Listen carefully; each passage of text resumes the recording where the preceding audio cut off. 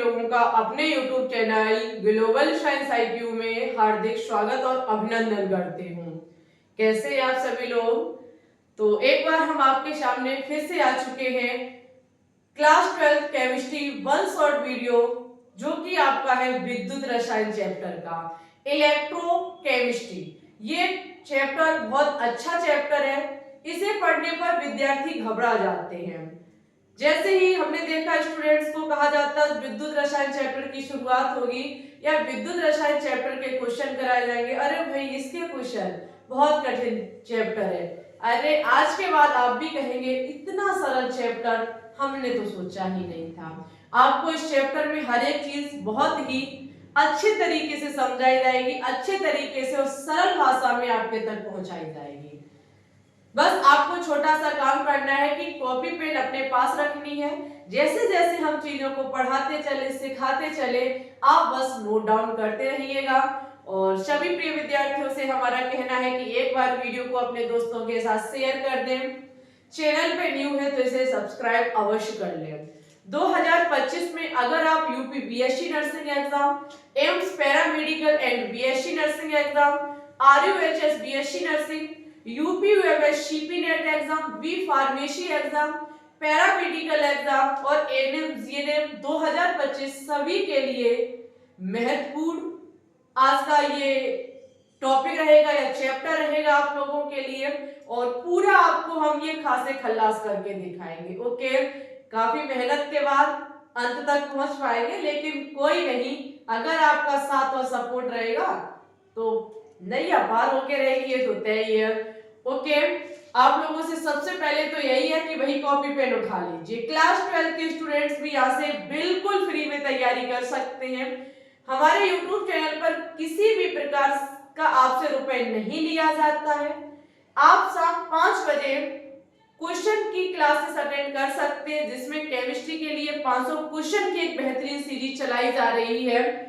खुद हम आपके लिए बहुत ही बेहतरीन क्वेश्चन लेके आ रहे हैं डेली शाम 5:15 पर। ओके, लाइव आना बिल्कुल भी नहीं भूले आप लोग। और आपको वीडियो कैसी लगे ये कमेंट बॉक्स में बाद में जाके जरूर बताना। हमें टेलीग्राम और इंस्टा पर भी आप फॉलो कर सकते हैं। आईडी यही है हमारी ग्लोबल साइंस IQ। ओके, चलिए ज्यादा समय नहीं लेकर हम क्लास की शुरुआत करेंगे। सबसे पहले बात की जाएगी विद्युत रसायन क्या है। तो सबसे पहले हम बात करेंगे कि विद्युत रसायन है क्या, क्योंकि हमारे चैप्टर का नाम ही है इलेक्ट्रोकेमिस्ट्री। तो सबसे पहले हमें यही पता होना चाहिए कि इलेक्ट्रोकेमिस्ट्री होता क्या है, हम इस चैप्टर के अंतर्गत किसका अध्ययन करेंगे। तो यहाँ लिखा गया है कि भौतिकी रसायन की वही शाखा जिसके अंतर्गत विद्युत ऊर्जा व रासायनिक ऊर्जा का परस्पर अध्ययन किया जाता है। विद्युत रसायन चैप्टर में हम विद्युत ऊर्जा और रासायनिक ऊर्जा का अध्ययन करेंगे, यानी कि हम सीखेंगे कि विद्युत ऊर्जा से रासायनिक ऊर्जा कब परिवर्तित होती है और रासायनिक ऊर्जा से विद्युत ऊर्जा का परिवर्तन कैसे होता है। बहुत अच्छा चैप्टर है और ये तो हम आपसे पहले ही बोल चुके हैं कि अगर आप पढ़ लेंगे तो पक्का इस चैप्टर में जीरो से हीरो बन जाएंगे। तो इलेक्ट्रोकेमिस्ट्री चैप्टर के अंतर्गत हम किसका अध्ययन करेंगे, जो आपकी इलेक्ट्रिक एनर्जी है उसे केमिकल एनर्जी में और केमिकल एनर्जी को इलेक्ट्रिकल एनर्जी में कैसे चेंज किया जा सकता है। ओके, सबसे पहले यहाँ स्टार्ट होता है विद्युत चालक। विद्युत चालक क्या है? छोटे छोटे क्लासों में आपने सीखा होगा कि विद्युत चालक वे पदार्थ होते हैं जिनमें विद्युत धारा का प्रभाव हो सकता है, यानी कि जिसमें करंट फ्लो कर सकता है, जो आपके विद्युत धारा को अपने आप में से गुजरने देते हैं, उसे ही हम विद्युत का चालक कहते हैं और इसे सुचालक भी कहा जाता है। तो वही लिखा है कि ऐसे पदार्थ जिनमें से विद्युत धारा प्रवाहित हो सकती है उसे विद्युत चालक कहा जाता है। और अगर आपसे कभी पूछा जाए कि सुचालक क्या होता है, कंडक्टर क्या होता है, तो वही जो विद्युत चालक है वही सुचालक है, सीधी सी बात है। विद्युत चालक यानी कि विद्युत धारा का प्रभाव किस में हो सकता है? धातुओं में हो सकता है, जैसे कि आपका मैग्नीशियम का तार हुआ, मैग्नीशियम एक धातु है। जैसे एल्यूमिनियम का तार हुआ, एल्यूमिनियम एक धातु है। टंगस्टन एक धातु है।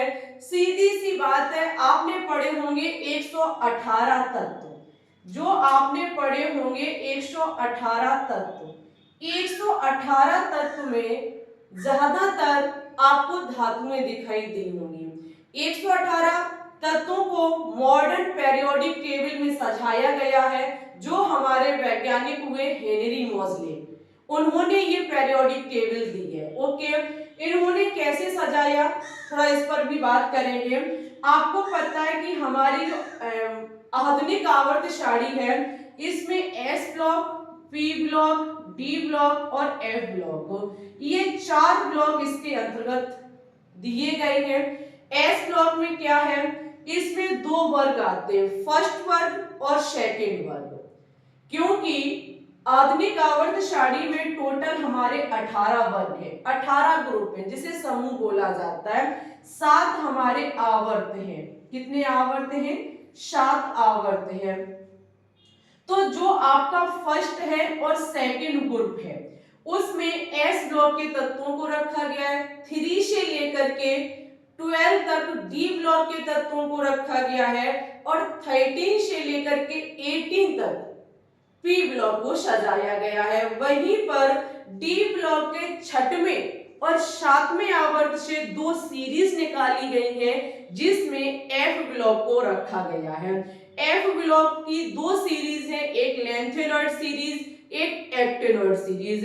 ये सारी चीजें आपको अभी आएगा आपका चैप्टर डी और एफ ब्लॉक, उसमें बहुत अच्छे से समझाएंगे। अभी ऊपरी ऊपरी नॉलेज हम आपको दे रहे हैं। तो ये आपके जो खड़ी लाइनें हैं आधुनिक आवर्त सारणी में, वो 18 हैं। आपने देखा होगा जो खड़ी लाइनें हैं वो 18 हैं, जिन्हें समूह कहा गया है, और जो लेटी हुई लाइनें हैं उन्हें आवर्त कहा गया है, जो आपकी 7 है। तो ज्यादा जो आपके 118 तत्वों में देखा जाए, जो आपका एस ब्लॉक है, डी ब्लॉक है और एफ ब्लॉक है, इन तीनों ब्लॉक में धातुएं रखी गई हैं, जबकि पी ब्लॉक ही एक ऐसा ब्लॉक है जिसमें कुछ धातुएं हैं, कुछ अधातुएं हैं और कुछ उपधातुएं हैं। अब आप अंदाजा लगाइए, जहां एक चीज के 4 हिस्से किए जा रहे हैं, उसके 3 हिस्सों में सेम चीज भरी हुई है, और एक हिस्से में उसकी भी जो सेम 3 है, उसका भी कुछ हिस्सा उसमें है, साथ ही में अलग अलग हिस्से भी हैं। तो कौन सी चीज अधिक हुई? जो अधिक मात्रा में अधिक चीजों में रखी गई है, तो धातुओं की संख्या ज्यादा है। एक क्वेश्चन वनडे एग्जाम पूछता है कि ऐसा कौन सा ब्लॉक है जिसमें धातु, अधातु और उपधातुएं रखी गई हैं? तो आपका पी ब्लॉक है। धातुएं, अधातुएं, उपधातुएं इसी में रखी गई है। धातुओं को समझाने का तरीका है कि जो धातु वो होती है जो इलेक्ट्रॉनों को दान करती है। थोड़ी डेफिनेशन समझना तो सरल है, लेकिन डिफाइन करना थोड़ा कठिन हो जाता है। भाई कैसे इलेक्ट्रॉनों का दान करते, अब फिर उसे इलेक्ट्रॉनिक विन्यास करके दिखाओ कि देखो भाई ये इलेक्ट्रॉनिक विन्यास है, इसका वाहितम कोष अगर देखा जाएगा तो ये अभी 8 इसके वाहितम कोष में नहीं है, और हर एक तत्व 8 इलेक्ट्रॉन को रखना चाहता है स्थायी बनने के लिए। एक शब्द भी काफी टीचर गलत बोल देते हैं कि इलेक्ट्रॉन को दान या ग्रहण क्यों करता है एलिमेंट, क्योंकि वो स्थायी होना चाहता है, जबकि ये बिल्कुल गलत है। अभी आपको हम सिखाएंगे डीएफ ब्लॉक चैप्टर में कैसे गलत है। अच्छा ये बताओ, अब जो चर्चा चल रही है थोड़ा सा देखेंगे, फिर वहीं हम पहुंचेंगे। जैसे कि आपको पता है सोडियम के बारे में, सोडियम का इलेक्ट्रॉनिक विन्यास 2,8,1 होता है, सभी जानते हैं, ठीक है। हमें ये बात पता है कि सोडियम अपने आप में एक धातु है, एक मेटल है। ये क्या चाहता है, इसके वाहितम कोष में एक इलेक्ट्रॉन है, ये चाहता है कि या तो हमसे कोई एक ले ले या भाई हमें कोई 7 दे दे। ऐसा क्यों चाहता है? क्योंकि फिर इसके वाहितम कोष में 8 इलेक्ट्रॉन हो जाएंगे। जब वाहितम कोष में 8 इलेक्ट्रॉन हो जाएंगे, हम नहीं कह रहे हैं, हम कहेंगे वो अभी थोड़ी देर में आपको पता चलेगा, लेकिन आपने जो पढ़ रखा है वो ये पढ़ रखा है कि ये 7 इलेक्ट्रॉन को ग्रहण या एक इलेक्ट्रॉन को दान इसलिए करना चाहता है ये स्थायी होना चाहता है, ऐसा कहा जाता है। हम भी किसी समय पहले कहा करते थे। तो यहाँ पे ये बताओ भाई कि इस टाइम सोडियम के पास इलेक्ट्रॉनों की संख्या कितनी है, 11 है।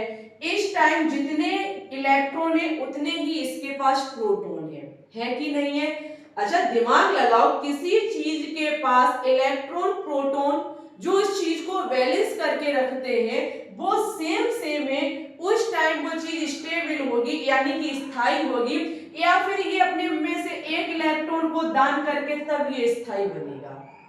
ये अपने आप में गलत शब्द कहा जाता है कि ये स्थायी होना चाहता है इसलिए इलेक्ट्रॉन को दान या ग्रहण करता है। नहीं, ऐसा बिल्कुल भी नहीं है, क्योंकि नॉर्मल सी बात है कि अपने आप में अगर देखा जाए इस चीज को तो इलेक्ट्रॉनों की संख्या 11 है, प्रोटॉनों की संख्या 11 है।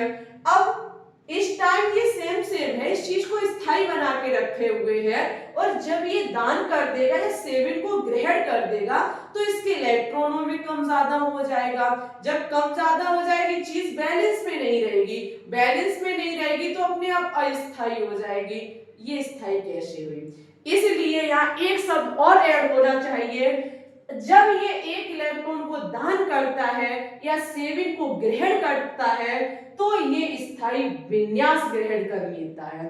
स्थायी ओनली नहीं बोला जाएगा, स्थायी विन्यास ग्रहण कर लेता है। और आप ये भी जानते कि ये 7 को ग्रहण नहीं करेगा भाई, 1 को दान ही करेगा। 7 को ग्रहण करना कठिन काम है, 1 को दान करना सरल काम है। अगर वहतम कोश में 4 से कम है तो हमेशा दान करेगा, 4 से अधिक है तो ग्रहण करेगा। ओके, ये रूल है आपका। तो स्थायी विन्यास कैसे? अगर ये एक इलेक्ट्रॉन को दान कर देगा, अपने में से निकाल देगा, तो इसका फिर ये इलेक्ट्रॉनिक विन्यास किसके समान हो जाएगा? नियोन के समान हो जाएगा। और नियोन एक उत्कृष्ट गैस है, इसका इलेक्ट्रॉनिक विन्यास एक स्थायी विन्यास होता है। आपको पता है कि हमारे 18वें वर्ग में 6 तत्व रखे गए हैं जो आपके कैसे होते? अक्रियाशील होते, स्थायी होते, किसी के साथ रिएक्शन नहीं करते। कौन कौन है? आपका हीलियम है, नियोन है, आर्गन है, क्रिप्टोन है, जिनोन है और रेडोन है। ओके, इसकी ट्रिक भी कुछ बनाई जाती है, हीना, रीना, अरे करीना, एक्सक्यूज मी रीना, ऐसे करके कुछ ट्रिक है, तो वहां से भी आप याद कर सकते हैं। ओके, समझ गए इतनी बात? तो धातुओं पे थोड़ी थोड़ी जानकारी हमने आपको दी। तो धातुएं जो होती हैं, हाँ, अगर आप किसी को बताना चाहें कि धातुएं क्या हैं तो आप सरल भाषा में कह दीजिए धातुएं वो हैं जो दिखने में ठोस जैसी लगती हैं, कठोर प्रकृति की होती है, उनका नेचर सॉलिड होता है, उसे ही हम धातुएं कहते हैं। तो धातुएं विद्युत का चालन करती हैं, अम्ल एसिड भी करते, क्षार बेस भी करते हैं, लवण के जलीय विलयन। जो लवण होते जैसे NaCl एक लवण है अगर हम इसका जलीय विलयन लेंगे तो हम इसमें विद्युत धारा का प्रभाव कर सकते हैं। आपके घर में जो सब्जी में नमक डलता है आप उसमें करंट फ्लो करना करिएगा, मतलब कीजिएगा नहीं, ये घर का प्रयोग नहीं है, आप घर पे आजमाने लगे, कीजिएगा नहीं। लेकिन इसमें अगर आप ऐसे जो आपका एक तरीके से कहें जो इसके कण होते हैं रख करके अगर हम इसमें करंट फ्लो करना चाहेंगे, करंट फ्लो नहीं होगा इसमें। अभी इसमें सिखाएंगे विद्युत अपघटन की प्रक्रिया में, तो इसलिए एक शब्द यहाँ जोड़ा गया है जलीय विलयन में। जब हम लवण को जलीय विलयन बनाएंगे, गलित अवस्था में या तो लाएंगे, तब ही इसमें विद्युत धारा का प्रभाव हो सकता है। फिर ये क्या कहलाएगा? विद्युत चालक कहलाएगा, सुचालक कहलाएगा। कुचालक नॉन कंडक्टर या फिर इसे इंसुलेटर भी कहा जाता है, वे पदार्थ जो अपने में से विद्युत धारा को प्रभावित नहीं होने देते कुचालक कहलाते हैं। वे पदार्थ जिनमें विद्युत धारा प्रभाव नहीं हो सकती है उसे हम क्या कहेंगे? ये विद्युत का कुचालक है। ठीक है, जैसे कि शुद्ध जल, प्योर वाटर में विद्युत धारा प्रभावित नहीं हो सकती है। बर्फ, आप कभी बर्फ में करना नहीं होगी, ट्राई मत कीजिएगा ना, तो आप ऐसा करें कि एक हाथ क्या काम करे, एक तार लगा दे उसमें, एक बोर्ड में लगा दे, कुछ ऐसा प्रयोग घर पे मत कीजिएगा।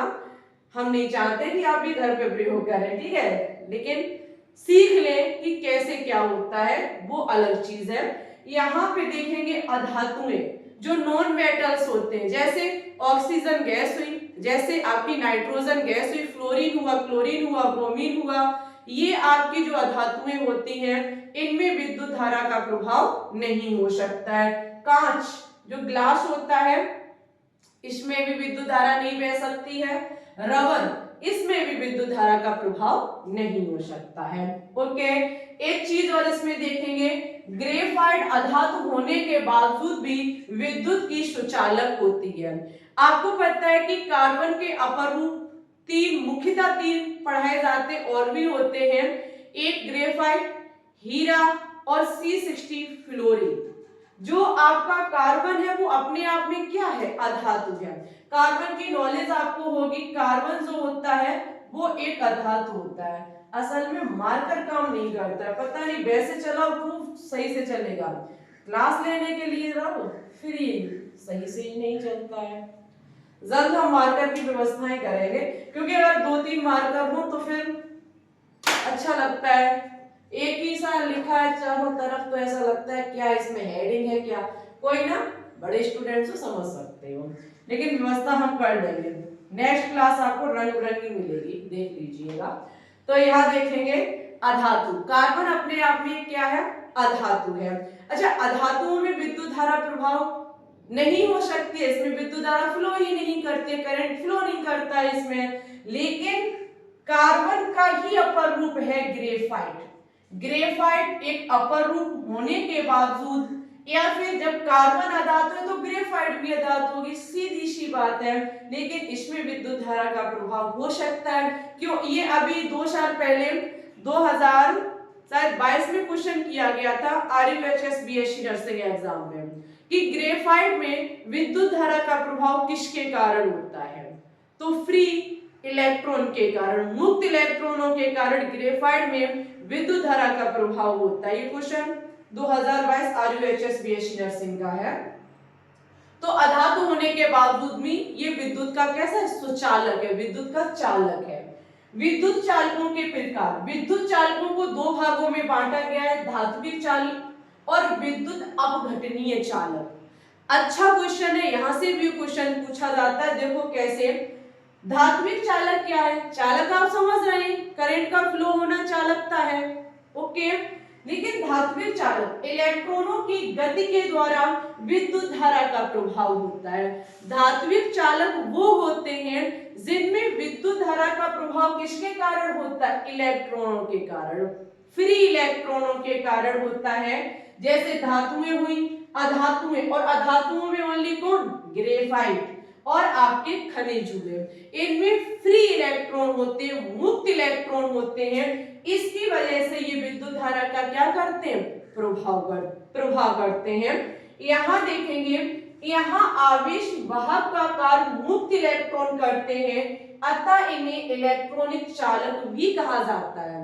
यहाँ जो विद्युत का वाहक है, आवेश का वाहक है, वो कौन है, फ्री इलेक्ट्रॉन है, मुक्त इलेक्ट्रॉन है। इसकी वजह से इलेक्ट्रॉनिक चालक भी कहा जाता है। किसे, धात्विक चालक को। आगे दिया गया है विद्युत अपघटनीय चालक।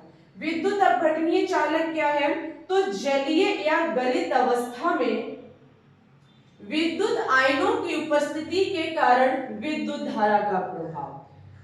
जो आपके विद्युत अपघटनीय चालक होती है जलीय या गलित अवस्था में, इसमें होता क्या है, मुक्त आयन पैदा हो जाते हैं। आयन क्या होता है, आयन का मतलब है धन आयन या ऋण आयन। जब कोई पदार्थ गलित अवस्था में या जलीय अवस्था में होता है तो वो आयन में टूट जाता है, और आयनों में टूटने की वजह से विद्युत धारा का जब प्रभाव होता है तो उसे विद्युत अपघटनीय चालक कहा जाता है। ओके, अब देखेंगे विद्युत अपघटनीय चालक को फिर 2 भागों में बांटा गया है। विद्युत अपघटनीय चालकों को कितने भागों में बांटा गया, 2 भागों में बांटा गया है। एक तो है आपका प्रबल विद्युत अपघट्य और एक है आपका दुर्बल विद्युत अपघट्य। ये आपके लिए very very important and most important है। अगर विद्युत अपघट्य को पढ़ लिया तो विद्युत अपघटन को पढ़ लोगे, ये क्लियर है। देखो कैसे, यहां देखेंगे प्रबल विद्युत अपघट्य क्या है, जो जलीय विलयन में लगभग पूर्णता आयनित हो जाता है। इसकी मीनिंग गलत है, लाइट।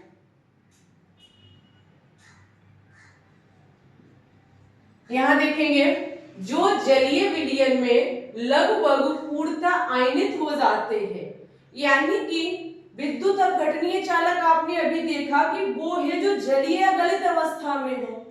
अब जलीय और गलित अवस्था में का मतलब है कि जब हम किसी को जल में डालें या उसे हम गलाएं, मेल्ट करें, तो जब वो मेल्ट होगा या जल में जाएगा तो वो आयनों में टूट जाएगा, और जो जल में जाके अपने पूर्णता आयन खो दे, पूर्णता आयनों में टूट जाए, तो उसे प्रबल विद्युत अपघट्य कहा जाता है। और जो जलीय विलयन में कम आयन दे, यानी कि पूर्णता ना टूटे, उसे कहा जाता है दुर्बल विद्युत अपघट्य। ओके, दुर्बल का मतलब वीक है भाई, पूर्णता वो चीज नहीं कर पा रहा है, सीधी सी बात है। कमजोर इंसान उतना काम नहीं कर पाए जितना प्रबल कर सकता है, तो वो उसकी कमजोरी मान लीजिए, आपकी कमजोर है भाई, नहीं अपने आयन दे पा रहा है, ठीक है। ये इतना मजबूत है, अपने आप में पूरी एनर्जी लगा के हर चीज को खो देगा। तो ये आपके प्रबल वो होते हैं जो पूर्णता आयनित हो जाते हैं, दुर्बल वो होते हैं जो पूर्णता आयनित नहीं होते। अब उदाहरण, अच्छा हम कैसे जानेंगे कि कौन पूर्णता आयनित होता है, कौन अपूर्णता होता है? सबसे पहले हम आपको यहाँ जगह नहीं है, आप लोग नोट डाउन करेंगे। जो प्रबल विद्युत अपघट्य होते हैं वो अम्ल, क्षार और लवण होते हैं, यानी कि जो आपके अम्ल, क्षार और लवण होते हैं वो प्रबल विद्युत अपघट्य होते हैं, जबकि जो आपके अम्ल होते हैं और क्षार होते हैं वो आपके दुर्बल विद्युत अपघट्य होते हैं। बात है, एक यहाँ कंफर्म होता है कि लवण कभी भी दुर्बल विद्युत अपघट्य नहीं हो सकता है, लवण हमेशा प्रबल विद्युत अपघट्य होता है। अब अम्ल और क्षार में हम भाई कैसे कंफर्म कर पाएंगे कि ये प्रबल है या दुर्बल है? तो मैं आपको दुर्बल की ट्रिक बताऊंगी और प्रबल की आप अपने आप सीख जाएंगे। अगर हम इसकी बात करें, इस ट्रिक की बात कर रहे हैं, ठीक है। देखो, अगर कोई कार्बन का कंपाउंड है, कोई आपका किसका फास्फोरस का कंपाउंड है, और फास्फोरस का कंपाउंड है, और आपका अमोनिया का कंपाउंड है, एल्यूमिनियम का कंपाउंड है, एक और इसके अंतर्गत आता है शायद सिलिकॉन है, हाँ जी सिलिकॉन ही है। कार्बन का है, फास्फोरस का है, अमोनिया का है, एल्यूमिनियम का और सिलिकॉन का है। अगर इनका कोई भी आपको अम्ल या क्षार दिखाई दे तो वो आपका दुर्बल विद्युत अपघट्य दिखाएगा, और इनको छोड़ करके शेष अगर कोई अम्ल क्षार दिखाई दे तो वो आपका क्या दर्शाएगा? वो आपका प्रबल विद्युत अपघट्य दिखाएगा, यानी कि वो पूर्णता आयनित होगा। जबकि कार्बन, फास्फोरस, अमोनिया, एल्यूमिनियम और सिलिकॉन, इनके अम्ल और क्षार पूर्णता आयनित नहीं होते हैं, तो ये दुर्बल विद्युत अपघट्य हो जाएंगे। आई होप आपको यहाँ तक चीजें समझ में आई होगी। अगर समझ में आई हो तो पहले वीडियो को लाइक कर दो। देखो, अब आपको हमारा मानना ये है कि नवंबर, दिसंबर और जनवरी 3 महीने में हम आपको 12th फिनिश कर देंगे, थ्योरी की हम बात कर रहे हैं, और आपकी क्लास 10th फिनिश कर देंगे। फिर 11th बचेगा, 11th को हम वही आपका फरवरी में जाके निपटाने की कोशिश करें, पर 11th नहीं भी हो पाएगा तो इट्स ओके, कोई दिक्कत नहीं, हम क्वेश्चन से पूरी 11th कंप्लीट करा देंगे।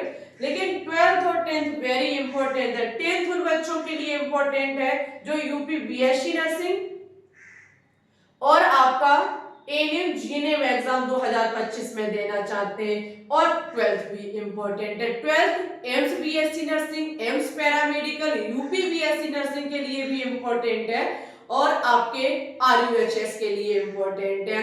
12th वाले बच्चे तो नॉर्मल से पढ़ सकते हैं भाई, वो भी यहाँ से पढ़ सकते हैं, लेकिन जो एएनएम जीएनएम और यूपी बीएससी नर्सिंग में कुछ क्वेश्चंस 10th के पूछे जाते हैं। एएनएम जीएनएम तो पूर्णतः 10th का ही आएगा, तो उसे तो 4 चैप्टर है, हम चाहे तो 1 हफ्ते में फिनिश कर देंगे, वो हमारे ऊपर है, हम कर देंगे, ठीक है। तो इसके लिए आपका सपोर्ट चाहिए। 1 शॉर्ट वीडियो कोई मजाक नहीं है। 1.5 घंटा आप समझ रही है, 1.5 घंटा की वीडियो, 1.5 घंटा मैम की मेहनत होगी, 1.5 घंटा नहीं है। बोर्ड पर लिखना, फिर बनाना, फिर साफ करना, फिर लिखना, फिर बनाना, फिर साफ करना, फिर लिखना, फिर बनाना, ये 3 बार में कहीं हो पाता है, जाके कभी कभी 4 बार भी लग जाते हैं। तो ये कोई 1.5 घंटे की या 2 घंटे की मेहनत नहीं है। एक 1 शॉर्ट वीडियो में मेहनत होती है बनाने की 5 साढ़े 5 घंटे, और कंटेंट को तैयार करना, फिर तो आप समझ ही सकते हो। तो इसके लिए आपका सपोर्ट और प्यार चाहिए, सपोर्ट करते रहो, बस इससे ज्यादा कुछ नहीं चाहिए। आप अपना भला करें तो दूसरों का भी करें, बस यही हमारा मानना है। जहां आपको कमी लगे, चीजें समझ में ना आए, ऐसे नहीं कि आप इधर गए उधर गए समझ में नहीं आए, नहीं, सीधा आप कमेंट्स कीजिए, समझाने की गारंटी हमारी है। आपको कोई नया तरीका पता है, आप वो हमसे शेयर कर सकते हो। हम क्या कोई सर्व ज्ञानी थोड़ी है, ना ही हमने पूरा विज्ञान धारण कर लिया, कोई नहीं कर पाया तो हम क्या कर लेंगे। लेकिन कोशिश है हमारी कि आपको जितना हम जानते उतना आपको सिखा सके। हम भी एक स्टूडेंट्स की तरह ही, आपके साथ हम काफी सीख रहे हैं, तो बस यही मान के हम चलेंगे कि हम आपके साथ साथ सीख रहे हैं और आप हमारे साथ सीख रहे हैं। आज को हम अपने आप पर प्राउड करने लगे, अरे हमें तो सब कुछ आता है, तो हम सिखा नहीं पाएंगे कुछ भी। बस हम सीखेंगे, आप भी सीखें, और आप सीखें वो हम सीखें, ऐसे ही चलाएंगे, तभी हम भी आगे बढ़ेंगे, आप भी आगे बढ़ेंगे। और हमारा मानना है कि आप हमको और हम आपको जब सपोर्ट करेंगे तभी आप सफलता पाएंगे, हम भी आगे बढ़ेंगे। चलो भाई, यहाँ देखेंगे, अब दुर्बल हो गया, प्रबल भी हो गया। अब बात चलेगी एक नया टॉपिक इस चैप्टर का, विद्युत अपघटन। Electrolysis is very important chapter, वो सॉरी टॉपिक, अच्छा टॉपिक है ये, विद्युत अपघटन। विद्युत धारा के द्वारा विद्युत अपघट्य के विघटन की क्रिया विद्युत अपघटन कहलाती है, या और ना, सिर्फ 2 शब्द का अंतर है। विद्युत अपघट्य का टूटना किसमें, आयनों में ही विद्युत अपघटन कहलाता है। फिर से एक बार हम रिपीट करेंगे, विद्युत अपघट्य का टूटना किसमें, आयनों में ही विद्युत अपघटन कहलाता है। तो कैसे टूटेगा, तो विद्युत धारा के प्रभाव में टूटेगा। एक इमेज अपने दिमाग में बना लीजिए कि जब हम करंट दे रहे हैं, जब हम विद्युत धारा दे रहे हैं, तब वो आयनों में टूट रहा है। जब चीज आयनों में टूटेगी तो हमें एनर्जी देगी, एनर्जी किस रूप में देगी, तो केमिकल एनर्जी देगी। एक क्वेश्चन पूछा जाता है कि विद्युत अपघटन की प्रक्रिया में ऊर्जा किधर से किधर परिवर्तित होती है, तो विद्युत ऊर्जा से कौन सी ऊर्जा बनती है, रासायनिक ऊर्जा बनती है। समझ पा रहे हो, सीधी सी बात है, जब हम विद्युत धारा देंगे तब वो आयनों में टूटेगा, जब आयनों में टूटेगा तो फिर एनर्जी देगा। एनर्जी कौन देगा, तो केमिकल एनर्जी देगा। एक बार इतने की पहले स्क्रीनशॉट लीजिए, फिर हम इस चीज को डिफाइन करते हैं। तो अब हम देखेंगे, तो यहां तक आप लोग समझ गए होंगे कि कैसे विद्युत ऊर्जा और रासायनिक ऊर्जा में परिवर्तन होता है। अच्छा, एक सवाल ये उठता है कि हम ये विद्युत अपघटन की प्रक्रिया करते क्यों हैं, विद्युत अपघटनों को तोड़ते क्यों हैं। क्या विद्युत अपघट्य तोड़ने का रीजन यही है कि हमें विद्युत ऊर्जा से रासायनिक ऊर्जा मिलती है, ऐसा नहीं है। विद्युत ऊर्जा से रासायनिक ऊर्जा वो बाद की बात है। हमने विद्युत अपघटन की प्रक्रिया को क्यों सिखाना चाह रहे हैं, इसका रीजन ये है कि यहाँ से जब विद्युत अपघटन की प्रक्रिया होती है तो हमें तत्व की प्राप्ति होती है। कैसे, माना कि हमें कोई यौगिक दिया गया है, फिर हमसे कहा जाएगा कि बताइए यहाँ विद्युत अपघटन की प्रक्रिया में कैथोड पर और एनोड पर बनने वाले तत्व कौन कौन से होंगे। अब आप जरा ध्यान दीजिए, देखो विद्युत धारा के द्वारा विद्युत अपघटन के विघटन को हम विद्युत अपघटन कहते हैं। अगर हम विद्युत अपघटन की बात करें तो ये विधि में होगा क्या, देखो इस विधि में होगा क्या माना कि हमारे पास कोई ये बीकर है, ठीक है। इस बीकर में हम 2 इलेक्ट्रोड लगाएंगे। यहाँ पर एक साइड हमारा कैथोड सिरा होगा और एक साइड हमारा एनोड सिरा होगा। ये रहा हमारा कैथोड और ये रहा हमारा एनोड। एक साइड कैथोड है, एक साइड एनोड है। आप ये भी जानते होंगे एनोड सिरा पॉजिटिव होता है, कैथोड सिरा आपका निगेटिव होता है। लेकिन कई कई क्लासों में आपने ऐसा भी देखा होगा कि कैथोड सिरा आपका पॉजिटिव है, एनोड सिरा निगेटिव है। धैर्य बना के रखो, थोड़ी देर बाद आप ये भी सीखेंगे कि एनोड सिरा कब माइनस होता है और कैथोड सिरा कब प्लस होता है। लेकिन अभी के लिए बस इतना ध्यान रखिएगा कि एनोड सिरा पॉजिटिव होता है, कैथोड सिरा निगेटिव होता है, भूलना नहीं है। देखो नोड जोड़ बस ऊपर ने घुमाना है, तो आपका यहां से थोड़ी सी दिमाग में रहेगा कि एनोड सिरा आपका कैसा होता है, पॉजिटिव होता है। जोड़ का मतलब धनात्मक होता है। यहां पर हम पहले क्या करेंगे, इलेक्ट्रोड और कैथोड 2 सिरे लिए, 2 इलेक्ट्रोड लिए। इसमें हमने माना कि NaCl डाल दिया, ठीक है। NaCl डालने के बाद हम विद्युत अपघटन की प्रक्रिया करने जा रहे हैं। 1000 बार ट्राई करना कभी नहीं होगी। क्यों? अभी मैंने सिखाया कि विद्युत अपघटन या तो गलित अवस्था में लिया जाएगा या आपका जलीय अवस्था में लिया जाएगा। विद्युत अपघटनीय में जो आपके ये विद्युत अपघट्य लिए जाएंगे वो गलित अवस्था में होंगे या फिर किस में होंगे, जलीय अवस्था में होंगे। तो माना कि हमने इसे गला लिया है, ठीक है। NaCl गलाना कोई मजाक नहीं है, ऐसे नहीं गलता, ऐसे मेल्ट नहीं होता है। मेल्ट करने में इसमें भी समय लगता है। तो NaCl को हमने मेल्ट किया।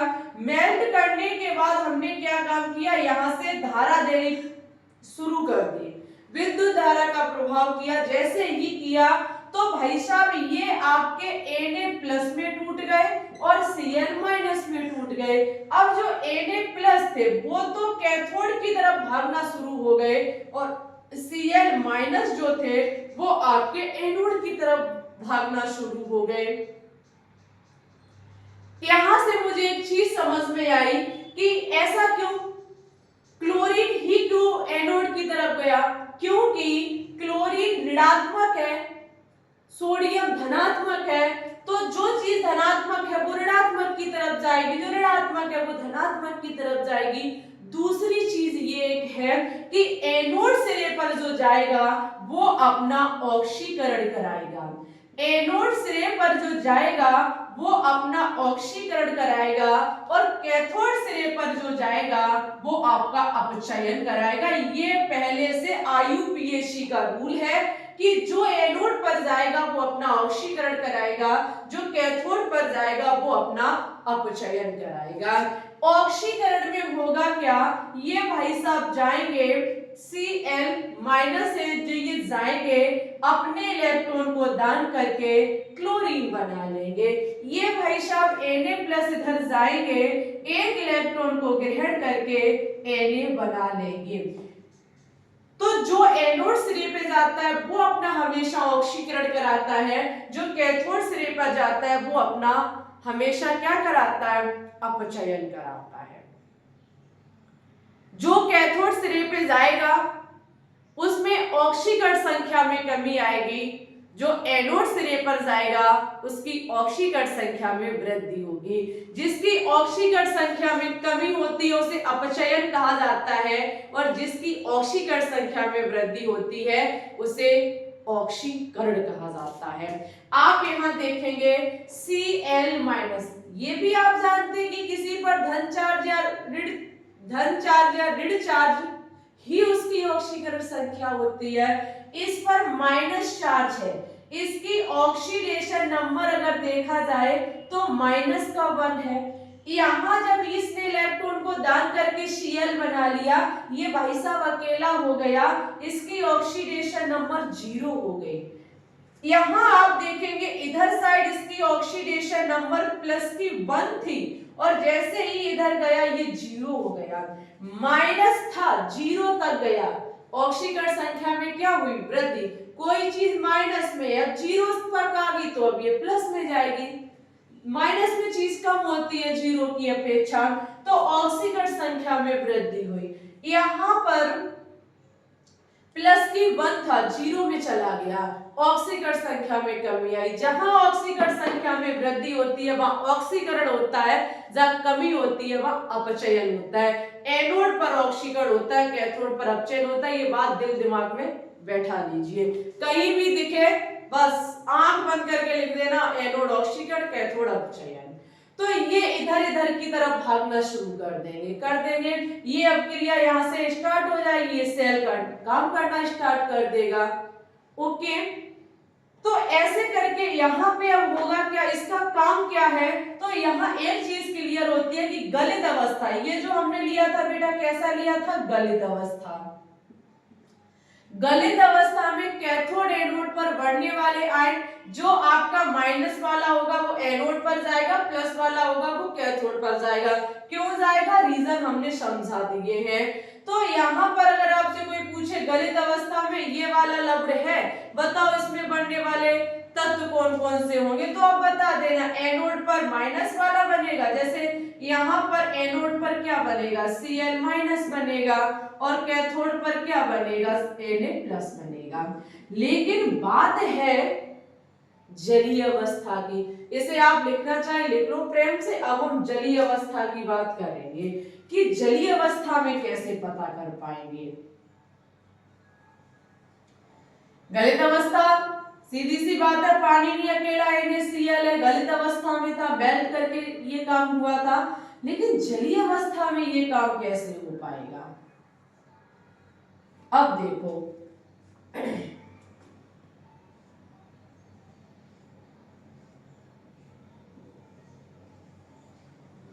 अब देखना यहाँ पर हम क्या काम कर रहे हैं, यहाँ हम जलीय अवस्था ले रहे हैं। जलीय अवस्था का मतलब है ये आपका जल भी है, जल के साथ साथ इसमें हमने डाल दिया NaCl। हमारा मानना है कि हमने NaCl को क्या काम कर दिया है,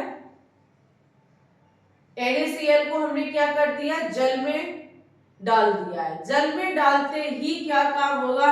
अब ये प्रश्न फिर फंस गया क्या मैम जी, अभी तक तो हमें सिखाया गया है कि जल में कोई चीज घुलने पर अपने आयनों में टूट जाती है, ठीक, तो ये चीज तो आयनों में टूट चुकी है। अब विद्युत धारा प्रभावित करके इसे तोड़ने का क्या मतलब हुआ? क्वेश्चन ये भी है। आपने अभी देखा गलित अवस्था में NaCl था, तो NaCl जब मेल्ट किया होगा, गलाया होगा, तो इस टाइम भी तो वो Na प्लस और Cl माइनस में टूट चुका होगा। फिर विद्युत धारा प्रभावित करने का क्या मतलब था? फिर विद्युत धारा का प्रभाव करके उसे कैथोड एनोड पर ले जाने का क्या मतलब था? टूट चुका था, ऐसे ही वो भागना स्टार्ट कर देते, वो एनोड पर, वो कैथोड पर। यहाँ भी तो ये आपका जल में डालते ही आयनों में टूट जाएगा, फिर यहाँ करंट देने का क्या मतलब है? अरे भाई साहब, टूट तो जाएगा ही, लेकिन अगर करंट नहीं देंगे तो थोड़ी देर में ये अपनी पुनः वाली स्थिति में फिर आ जाएंगे। कैसे? अगर गलित अवस्था में NaCl है और करंट नहीं देंगे तो थोड़ी देर बाद NaCl आपस में फिर मिल जाएंगे, आयनों में नहीं रहेंगे। अगर NaCl को जलीय अवस्था में आयनित कर रहे हैं, थोड़ी देर अगर हम इसे विद्युत धारा ना दें तो हम इसे क्या काम करेंगे? खुला छोड़ दीजिए, जल आपका बाष्प बन के उड़ जाएगा, नमक नीचे रह जाएगा, आपस में फिर मिल जाएंगे। ये भी तो हो सकता है, नॉर्मल सी बात है। इसलिए करंट देते हैं कि ये पुनः पहले वाली स्थिति में ना आ पाए, ये पुनः पहले वाली स्थिति में ना आ पाए। तो यहाँ पर जैसे ही हम करंट देंगे वैसे ही देखो क्या होगा, यहाँ दो काम होंगे। NaCl आपका Na प्लस में टूटेगा और Cl माइनस में टूटेगा। अब आपका वही क्वेश्चन स्टार्ट हो जाएगा, Na प्लस कैथोड की तरफ, Cl माइनस एनोड की तरफ जाएगा। अच्छा ये बताओ बेटा, विद्युत धारा देने से NaCl टूट गया तो क्या जल नहीं टूटेगा?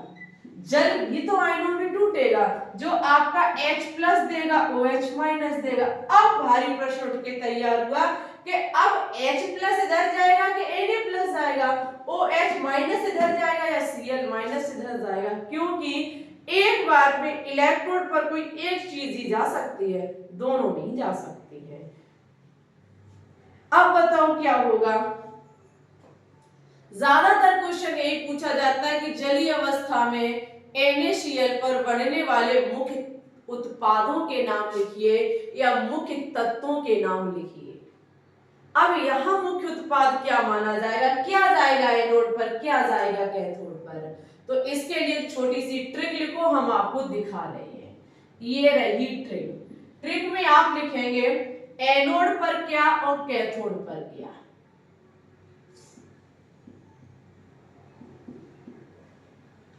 देखो OH माइनस है, Cl माइनस, उसके बाद Br माइनस और I माइनस। इधर आप लिखेंगे H प्लस, आपका Cu2 प्लस, और है आपका Ag, और है आपका Au प्लस। देखो अगर आपके पास ये है एनोड कैथोड, एनोड पर आप ये देखेंगे OH माइनस भी है एनोड पर जाने के लिए और Cl माइनस भी है जाने के लिए, लेकिन क्षमता किसकी ज्यादा है, Cl माइनस की। तो यहाँ आपका कौन जाएगा, Cl माइनस एनोड पर जाएगा। कैथोड पर जाने के लिए H प्लस भी है और सोडियम प्लस भी है, तो आप देखेंगे सोडियम इसमें है नहीं है,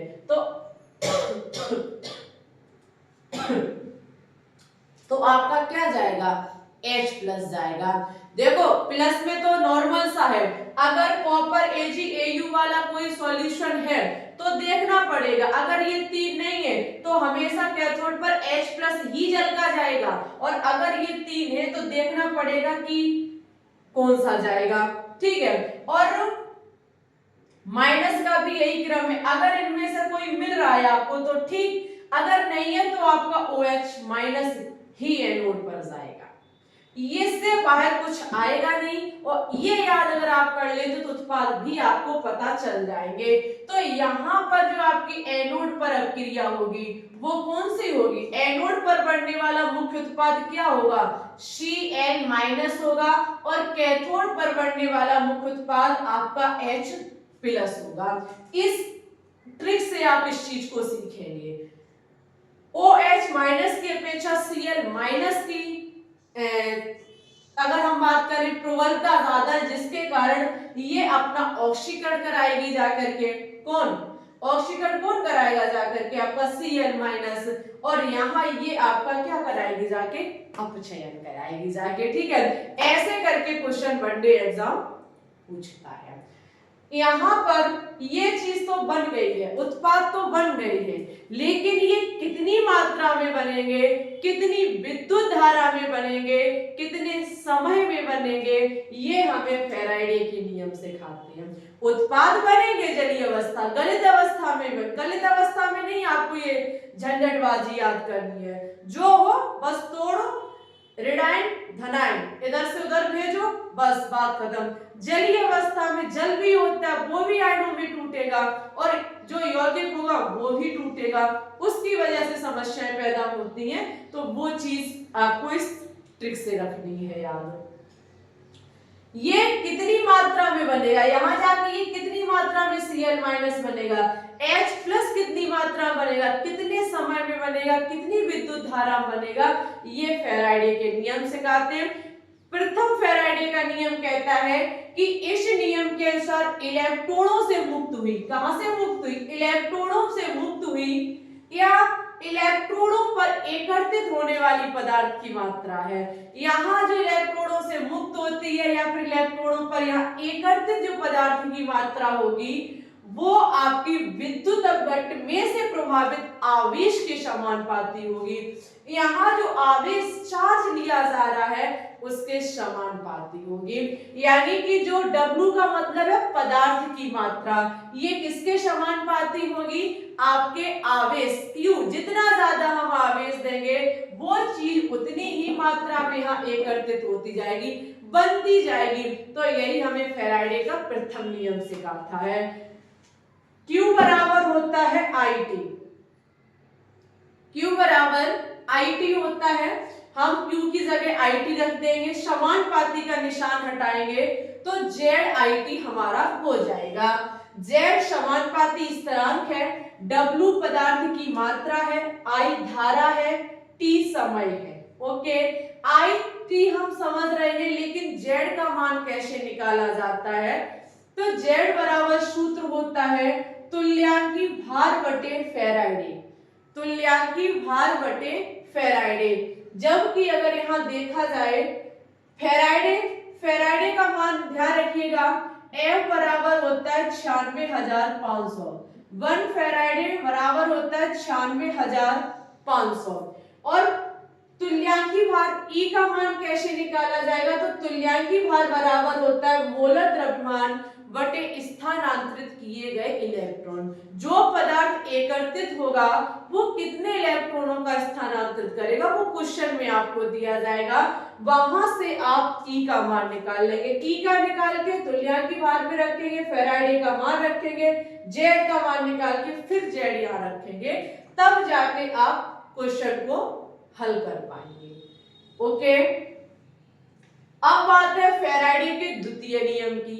इस नियम के अनुसार जब किसी विद्युत धारा की समान मात्रा विभिन्न विद्युत अपघट्टों में से प्रभावित की जाती है तो इलेक्ट्रॉनों पर मुक्त मात्राएं उनके तुल्यांकी द्रव्यमान या विद्युत रासायनिक तुल्यांक के समानुपाती होती है। इनका मतलब ये है कि हम यहाँ पर बहुत सारे इलेक्ट्रोड आपस में जोड़ दें, ये इलेक्ट्रोड हम आपस में जोड़ दें और यहाँ से समान प्रकार की धारा प्रभावित करें, तो यहाँ इसका क्या रिएक्ट रहेगा? तो इसका मतलब है कि जब हम समान विद्युत अपघट्टों में से, जैसे 3 हमने आपस में मिला लिए, तो हम इनमें समान धारा प्रभावित कर रहे हैं, तो इलेक्ट्रॉनों पर जो मुक्त मात्राएं होंगी, यहाँ पर जो एकत्रित पदार्थ होंगे वो उनके तुल्यांकी द्रव्यमान के कैसे होंगे? समानुपाती होंगे। जो पदार्थ की मात्रा बनेगी वो किसके समानुपाती होगी? E के समानुपाती होगी, तुल्यांकी द्रव्यमान के समानुपाती होगी। और यहाँ से अगर मुझे 1 है, 2 है, 3 है, ऐसे करके पूछ लिया जाए कि कॉपर है और Ag है, इनमें से आप ज्ञात करो किसमें आपका पदार्थ ज्यादा बनेगा, तो पहले की दूसरे में आपको क्या कर देनी है? तुलना कर देनी है। ऐसे करके आप द्वितीय नियम से ज्ञात कर सकते हैं बनने वाले पदार्थ की मात्रा। W की जगह हम ZIT लिख सकते हैं, Z1 और Z2, मतलब जैसे अलग अलग है तो पहले को 1 मान लो, दूसरे को 2 मान लो। ये थे फेराडे के प्रथम और द्वितीय नियम। अब हम बात करेंगे विद्युत रासायनिक सेल पर। सभी विद्यार्थियों से रिक्वेस्ट है वीडियो को लाइक अवश्य कर दें, मोटिवेट अंदर से हो जाते हैं जब लाइक कमेंट्स मिलते हैं, कर दीजिए। करने के बाद इसका एक बार स्क्रीनशॉट ले लीजिए। बात करेंगे विद्युत रासायनिक सेल पर। अब है विद्युत रासायनिक सेल, इलेक्ट्रोकेमिकल सेल। देखिए अभी आपने जो पढ़ा था विद्युत अपघटन सेल, उसमें आपने देखा था कि पहले हम विद्युत ऊर्जा दे रहे थे, करंट दे रहे थे, तब वो हमें केमिकल एनर्जी दे रहा था, यानी कि वहां रिएक्शन आप देख रहे थे। ओके, यहाँ उल्टा होगा, पहले केमिकल रिएक्शनें होंगी, रासायनिक ऊर्जा होगी, तब मुझे विद्युत ऊर्जा मिलेगी। ये भी क्वेश्चन पूछा जाता है कि डेनियल सेल में, फिर आपको पॉइंट दिए जाएंगे कि क्या होता है एनोड से कैथोड की तरफ क्या होता है, और साथ ही में पूछा जाता है कि यहाँ पर रासायनिक ऊर्जा विद्युत ऊर्जा में परिवर्तित होती है, विद्युत ऊर्जा रासायनिक ऊर्जा में परिवर्तित होती है। तो जो आपकी ये विद्युत रासायनिक सेल है, इसमें रासायनिक ऊर्जा विद्युत ऊर्जा में परिवर्तित होगी। शब्द को उल्टा कर दीजिए, विद्युत रासायनिक तो उल्टा कर दो, या रासायनिक ऊर्जा विद्युत ऊर्जा में परिवर्तित होगी। जब इस शब्द को उल्टा कर देंगे तो वो फिर अपने आप उल्टा हो जाएगा। विद्युत अपघटनीय सेल, विद्युत रासायनिक सेल को हम गैल्वेनीय सेल भी कहते हैं और वोल्टीय सेल भी कहते हैं। आप नोट डाउन कर लीजिएगा, इसका अदर नेम गैल्वेनीय सेल और वोल्टीय शेल है। और इसका अच्छा उदाहरण है डेनियल सेल। इसका विद्युत रासायनिक सेल का सबसे अच्छा उदाहरण है डेनियल सेल। डेनियल सेल जो होती है वो जिंक और कॉपर की शेल होती है, जिंक और कॉपर से मिलकर के बनी होती है। देखो सेल बनाने का सबसे बड़ा यहाँ पे होता क्या है, रोल क्या होता है, सेल का निर्माण किया जाता है। तो यहाँ पर हम जिसका सेल बना रहे हैं, जैसे हम जिंक और कॉपर का सेल बना रहे हैं जिससे हमारी डेनियल सेल का निर्माण होगा, तो जिसका सेल बनाएंगे उसके इलेक्ट्रोड को हम उसी के सॉल्यूशन में डुबो देंगे। ऐसे होगा क्या, हमने जिंक और कॉपर का जो इलेक्ट्रोड बनाया तो मुझे पहले से चीज पता है कि जिंक जो होती है वो मोस्ट रिएक्टिव होती है कॉपर की अपेक्षा। अगर कॉपर की अपेक्षा देखी जाए तो जिंक अधिक रिएक्टिव है। तो जिंक को हम एनोड साइड रखेंगे, इसका ऑक्सीकरण कराएंगे, और कॉपर को हम कैथोड साइड रख करके अपचयन कराएंगे। अब अभी आपने पढ़ा था कि एनोड पॉजिटिव होता है, कैथोड नेगेटिव होता है। विद्युत रासायनिक सेल ये एक ऐसी बैटरी है जिसमें एनोड सिरा ऋणात्मक होता है और कैथोड सिरा धनात्मक होता है। यहाँ एक ट्रिक भी हम आपको बताएंगे याद करने की, और बताएंगे कि ऐसा क्यों, यहाँ ऋणात्मक और धनात्मक बदल कैसे गए। तो यहाँ पे देखो हम जिंक का इलेक्ट्रोड बनाएंगे, कैसे बनाएंगे, तो जिंक की छड़ को जिंक के सॉल्यूशन जिंक सल्फेट में डुबो देंगे। यहाँ हमने जिंक सल्फेट का सॉल्यूशन लिया, विलयन लिया, इसमें हमने जिंक की छड़ को डुबो दिया। कॉपर का इलेक्ट्रोड बनाने के लिए कॉपर सल्फेट के विलयन में हमने कॉपर की छड़ को डुबो दिया। हमारे यहाँ कॉपर और जिंक के इलेक्ट्रोड बनके तैयार हो गए। यहाँ कितने इलेक्ट्रॉनों का प्रभाव किधर से किधर की तरफ होगा, उसके लिए मैंने ये गैल्वेनोमीटर लगा दिया। गैल्वेनोमीटर मापक यंत्र होता है जो हमें ये बताता है कि इलेक्ट्रॉन किधर से किधर की तरफ जा रहे हैं। अगर हमारे इलेक्ट्रॉन इधर से इधर की तरफ जाएंगे, इधर आएंगे, तो अब यहां से यहां तक कैसे जाएंगे, इसके लिए इस परपथ को पूर्ण करने के लिए हम यहाँ पर एक लवण सेतु लगाते। क्वेश्चन पूछा जाता है कि विद्युत रासायनिक सेल में परपथ को पूर्ण कौन करता है, तो वो आपका ये लवण सेतु करता है। इसका नाम है साल्ट ब्रिज यानी कि लवण सेतु। एक अदर क्वेश्चन पूछा जाता है कि लवण सेतु का कार्य क्या है, तो लवण सेतु का कार्य है विद्युत रासायनिक सेल के परिपथ को पूरा करना। क्योंकि अगर ये नहीं होता, माना कि हम इसे भी साफ कर दें, आप अपने अंदर इमेज बनाइए कि यहाँ ये नहीं है, अगर नहीं है तो यहाँ से यहाँ तक इलेक्ट्रॉन कैसे जाएंगे, उड़ के थोड़ी सफर करेंगे अपना, उसे तो भाई कोई वे चाहिए, कोई रास्ता चाहिए वहां से वहां जाने के लिए। तो ये रास्ता का काम कौन कर रहा है, हमारा लवण सेतु भाई साहब कर रहे हैं। तो यहाँ पर होगा क्या, जब हम बना के इसे तैयार करेंगे, हमने इधर इलेक्ट्रोड जिंक का, इधर कॉपर का, और हमने यहां से देखा कि जैसे ही ये आपकी पूर्णता बनके तैयार हुई, तो यहां इस कॉपर की छड़ में से दो इलेक्ट्रॉन निकले, दो इलेक्ट्रॉन निकल के इधर की तरफ गए और इसने Zn2+ बनाया। क्यों भाई साहब, जिंक में से जब दो इलेक्ट्रॉन निकलेंगे तो जिंक पे अपने आप 2+ आ जाएगा, तो जिंक आपका 2+ हो गया। जब ये 2+ हो गया तो छड़ पे ये टिक नहीं पाएगा क्योंकि छड़ आपकी धातु की है, तो ये Zn2+ छड़ बनाती गई, इस विलयन में भेजती रही और दो इलेक्ट्रॉन अपने इधर से होते हुए इधर जाना प्रारंभ हो गए। हुआ क्या, जब ये इधर से इधर आने प्रारंभ हुए तो हम किसी के घर तभी जाएंगे जब हमारा कोई वेलकम करने वाला होगा, बिना वेलकम के थोड़ी हम किसी के घर चले जाएंगे। इनके वेलकम के लिए इधर बैठा कॉपर का भाई साहब विलयन, उसने कहा अच्छा हमारी तरफ इलेक्ट्रॉन आ रहे हैं। यहाँ सॉल्यूशन से फर्राटे से निकला कॉपर 2+ Copper 2+ भाग के इस क्षण पे पहुंच गया और इधर से आया आपका इलेक्ट्रॉन। उस इलेक्ट्रॉन को ग्रहण किसने किया? Copper 2+ ने, जो कहां से गया था?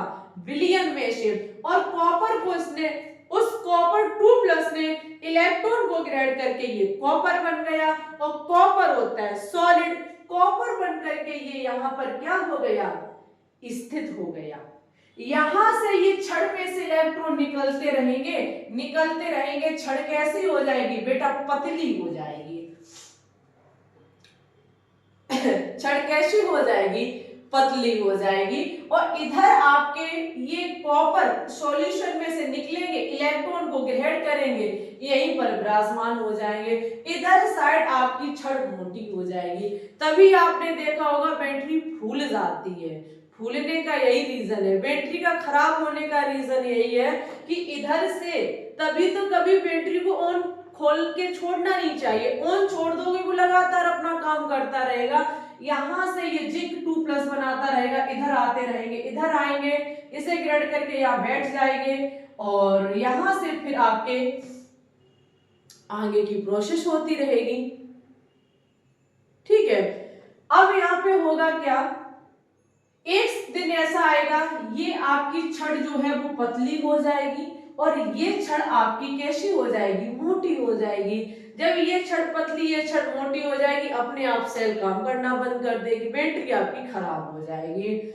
यहाँ पर अब क्वेश्चन है कि इलेक्ट्रॉन किधर से किधर की तरफ गए? इलेक्ट्रॉन इधर से इधर की तरफ गए और इलेक्ट्रॉन हमेशा कैथोड की तरफ जाते हैं।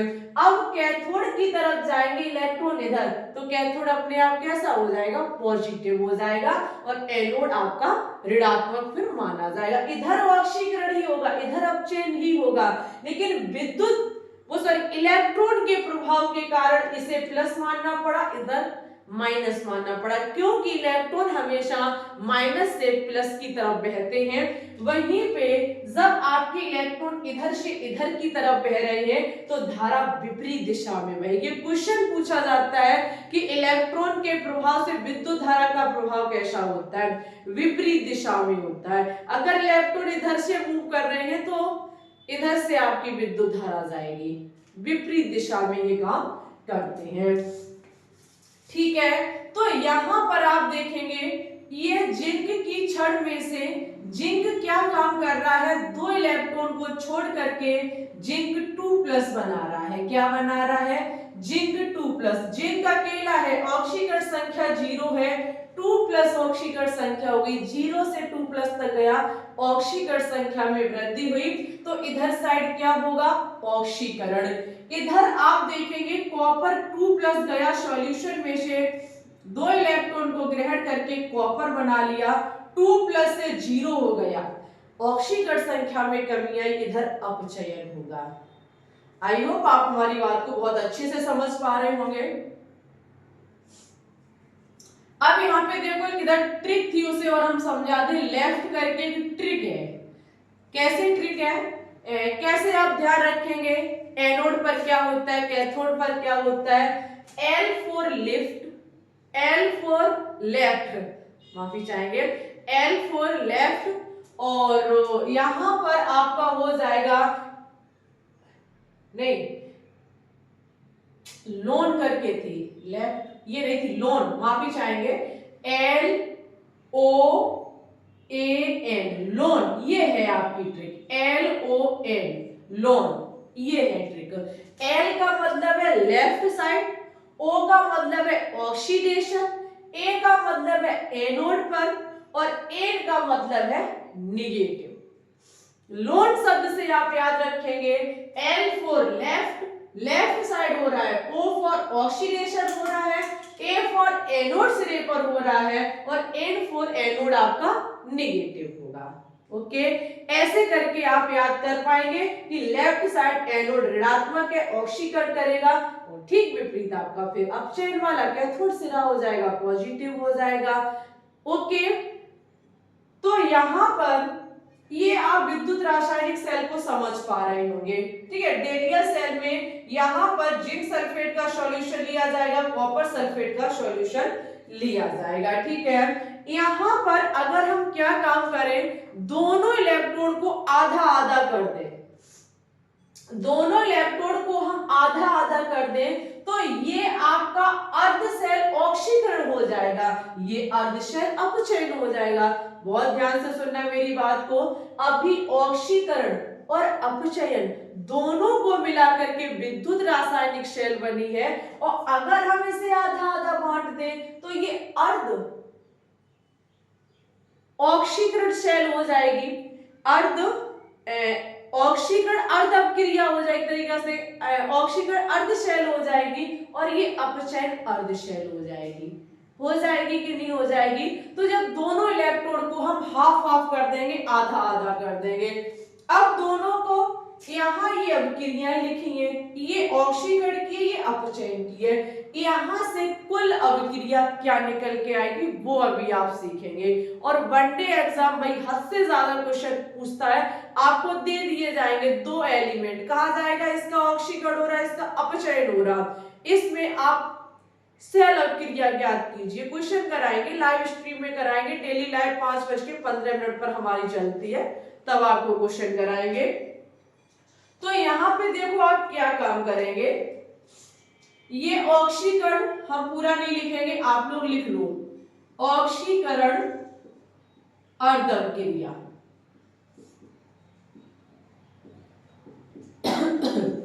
ऑक्सीकरण अर्ध अपक्रिया क्या है? Zn जो है वो Zn2+ बना रहा है 2 इलेक्ट्रॉन को दान करके, और आपका अपचयन अर्ध अपक्रिया क्या है? कॉपर 2+ बना रहा है 2 इलेक्ट्रॉन को ग्रहण करके कॉपर। अगर यहाँ पर कुल अपक्रिया पूछी जाए कि कुल शेल अपक्रिया क्या होगी, कुल शेल अपक्रिया क्या होगी, काट दीजिए, इलेक्ट्रॉन से इलेक्ट्रॉन कट जाएंगे, जिंक प्लस कॉपर 2+ बचेगा, जिंक 2+ कॉपर बचेगा, ये हमारी होगी कुल अपक्रिया। और यहीं से क्वेश्चन पूछे जाते हैं, बस कुछ नहीं करना है, अर्ध अपक्रिया ये लिख लो, ये वाली अपक्रिया लिख लो, इलेक्ट्रॉन से इलेक्ट्रॉन कट जाएंगे और कुछ कटेगा नहीं, जो बचेगा उसे लिख दीजिए, यही आपकी शेल अपक्रिया होती है। ओके, और अर्ध शेल अपक्रिया का मतलब समझ रहे हो, जब हम अपक्रिया यानी कि सेल को आधा आधा, इलेक्ट्रोड ये अलग कर दे, ये वाला इलेक्ट्रोड अलग कर दे, तो उसे ही अर्ध अपक्रिया कहा जाता है। ओके, ले लो भाई इसका स्क्रीनशॉट, फिर आगे क्या काम करेंगे। इसे करने के बाद अब हम डेनियल सेल का निरूपण देखेंगे। कभी कभी एग्जाम में निरूपण भी पूछा जाता है, आपको तत्व दिए जाएंगे और कहा जाएगा इसका निरूपण करके दिखाओ। तो देखो निरूपण आप इसका कैसे करेंगे, बहुत ध्यान से समझेंगे। निरूपण भी अपने आप में अच्छा क्वेश्चन, मतलब इंपॉर्टेंट पॉइंट है। यहाँ एक चीज और ध्यान रखिएगा, जब ऑक्सीकरण अपक्रिया और अपचयन अपक्रिया आपस में होती है तो इसे रेडॉक्स अपक्रिया कहा जाता है। क्या कहा जाता है? रेडॉक्स अपक्रिया। तो ये क्वेश्चन पूछा जाता है कि विद्युत रासायनिक सेल कैसी अपक्रिया, रेडॉक्स अपक्रिया। क्यों? क्योंकि इसमें ऑक्सीकरण अपक्रिया भी होती है और अपचयन अपक्रिया भी होती है, तो ये कैसी अपक्रिया हो जाएगी? रेडॉक्स अपक्रिया हो जाएगी। बात करेंगे डेनियल सेल का निरूपण। सबसे पहले आप देखेंगे इलेक्ट्रॉन का प्रभाव ऐसे हो रहा है, इलेक्ट्रॉन का प्रभाव ऐसे हो रहा कि नहीं हो रहा? बिल्कुल हो रहा है। इधर देखेंगे आप एनोड जो है वो आपका कैसा है? ऋणात्मक है। एनोड ऋणात्मक है, कैथोड हमारा धनात्मक है। कैथोड कैसा है? धनात्मक। एनोड ऋणात्मक, कैथोड धनात्मक। हम देखेंगे जिंक सॉलिड, जिंक की क्षण सॉलिड है, उसमें से ये Zn2+ बना रहा है और वो आपका किस में जा रहा है? एक्वस में जा रहा है, सॉल्यूशन में जा रहा है। ये डबल डंडे हमें बता रहे हैं, लवण सेतु बीच में लगा हुआ है। डबल डंडा किसका प्रतीक है? लवण सेतु का है। लवण सेतु कैथोड सिरे पर क्या हो रहा है? कॉपर 2+ एक्वस में से जा रहा है और ये कॉपर सॉलिड बना के वहीं पर ठहर रहा है। ठीक है, तो इधर आपका ऑक्सीकरण हो रहा है, पूरा लिख लीजिएगा। इधर आपका अपचयन हो रहा है, ये हमारा लवण सेतु है। बस ये है छोटा सा डेनियल सेल का निरूपण, और एग्जाम में क्वेश्चन निरूपण से पूछे जाते हैं। जरूरी नहीं है कि कॉपर जिंक का पूछा जाए, अदर और का भी पूछा जा सकता है। बस दिमाग में ध्यान रखना कैसे निरूपण लिखा जाता है। सॉलिड से जाएगा Zn2 प्लस एक्वस में, Zn छड़ से जा रहा है एक्वस में Zn2 प्लस, एक्वस से कॉपर जाकर के कॉपर बना रहा है सॉलिड छड़ पर, लवण क्षेत्र का ही प्रतीक। बस इतना आपको याद रखना है।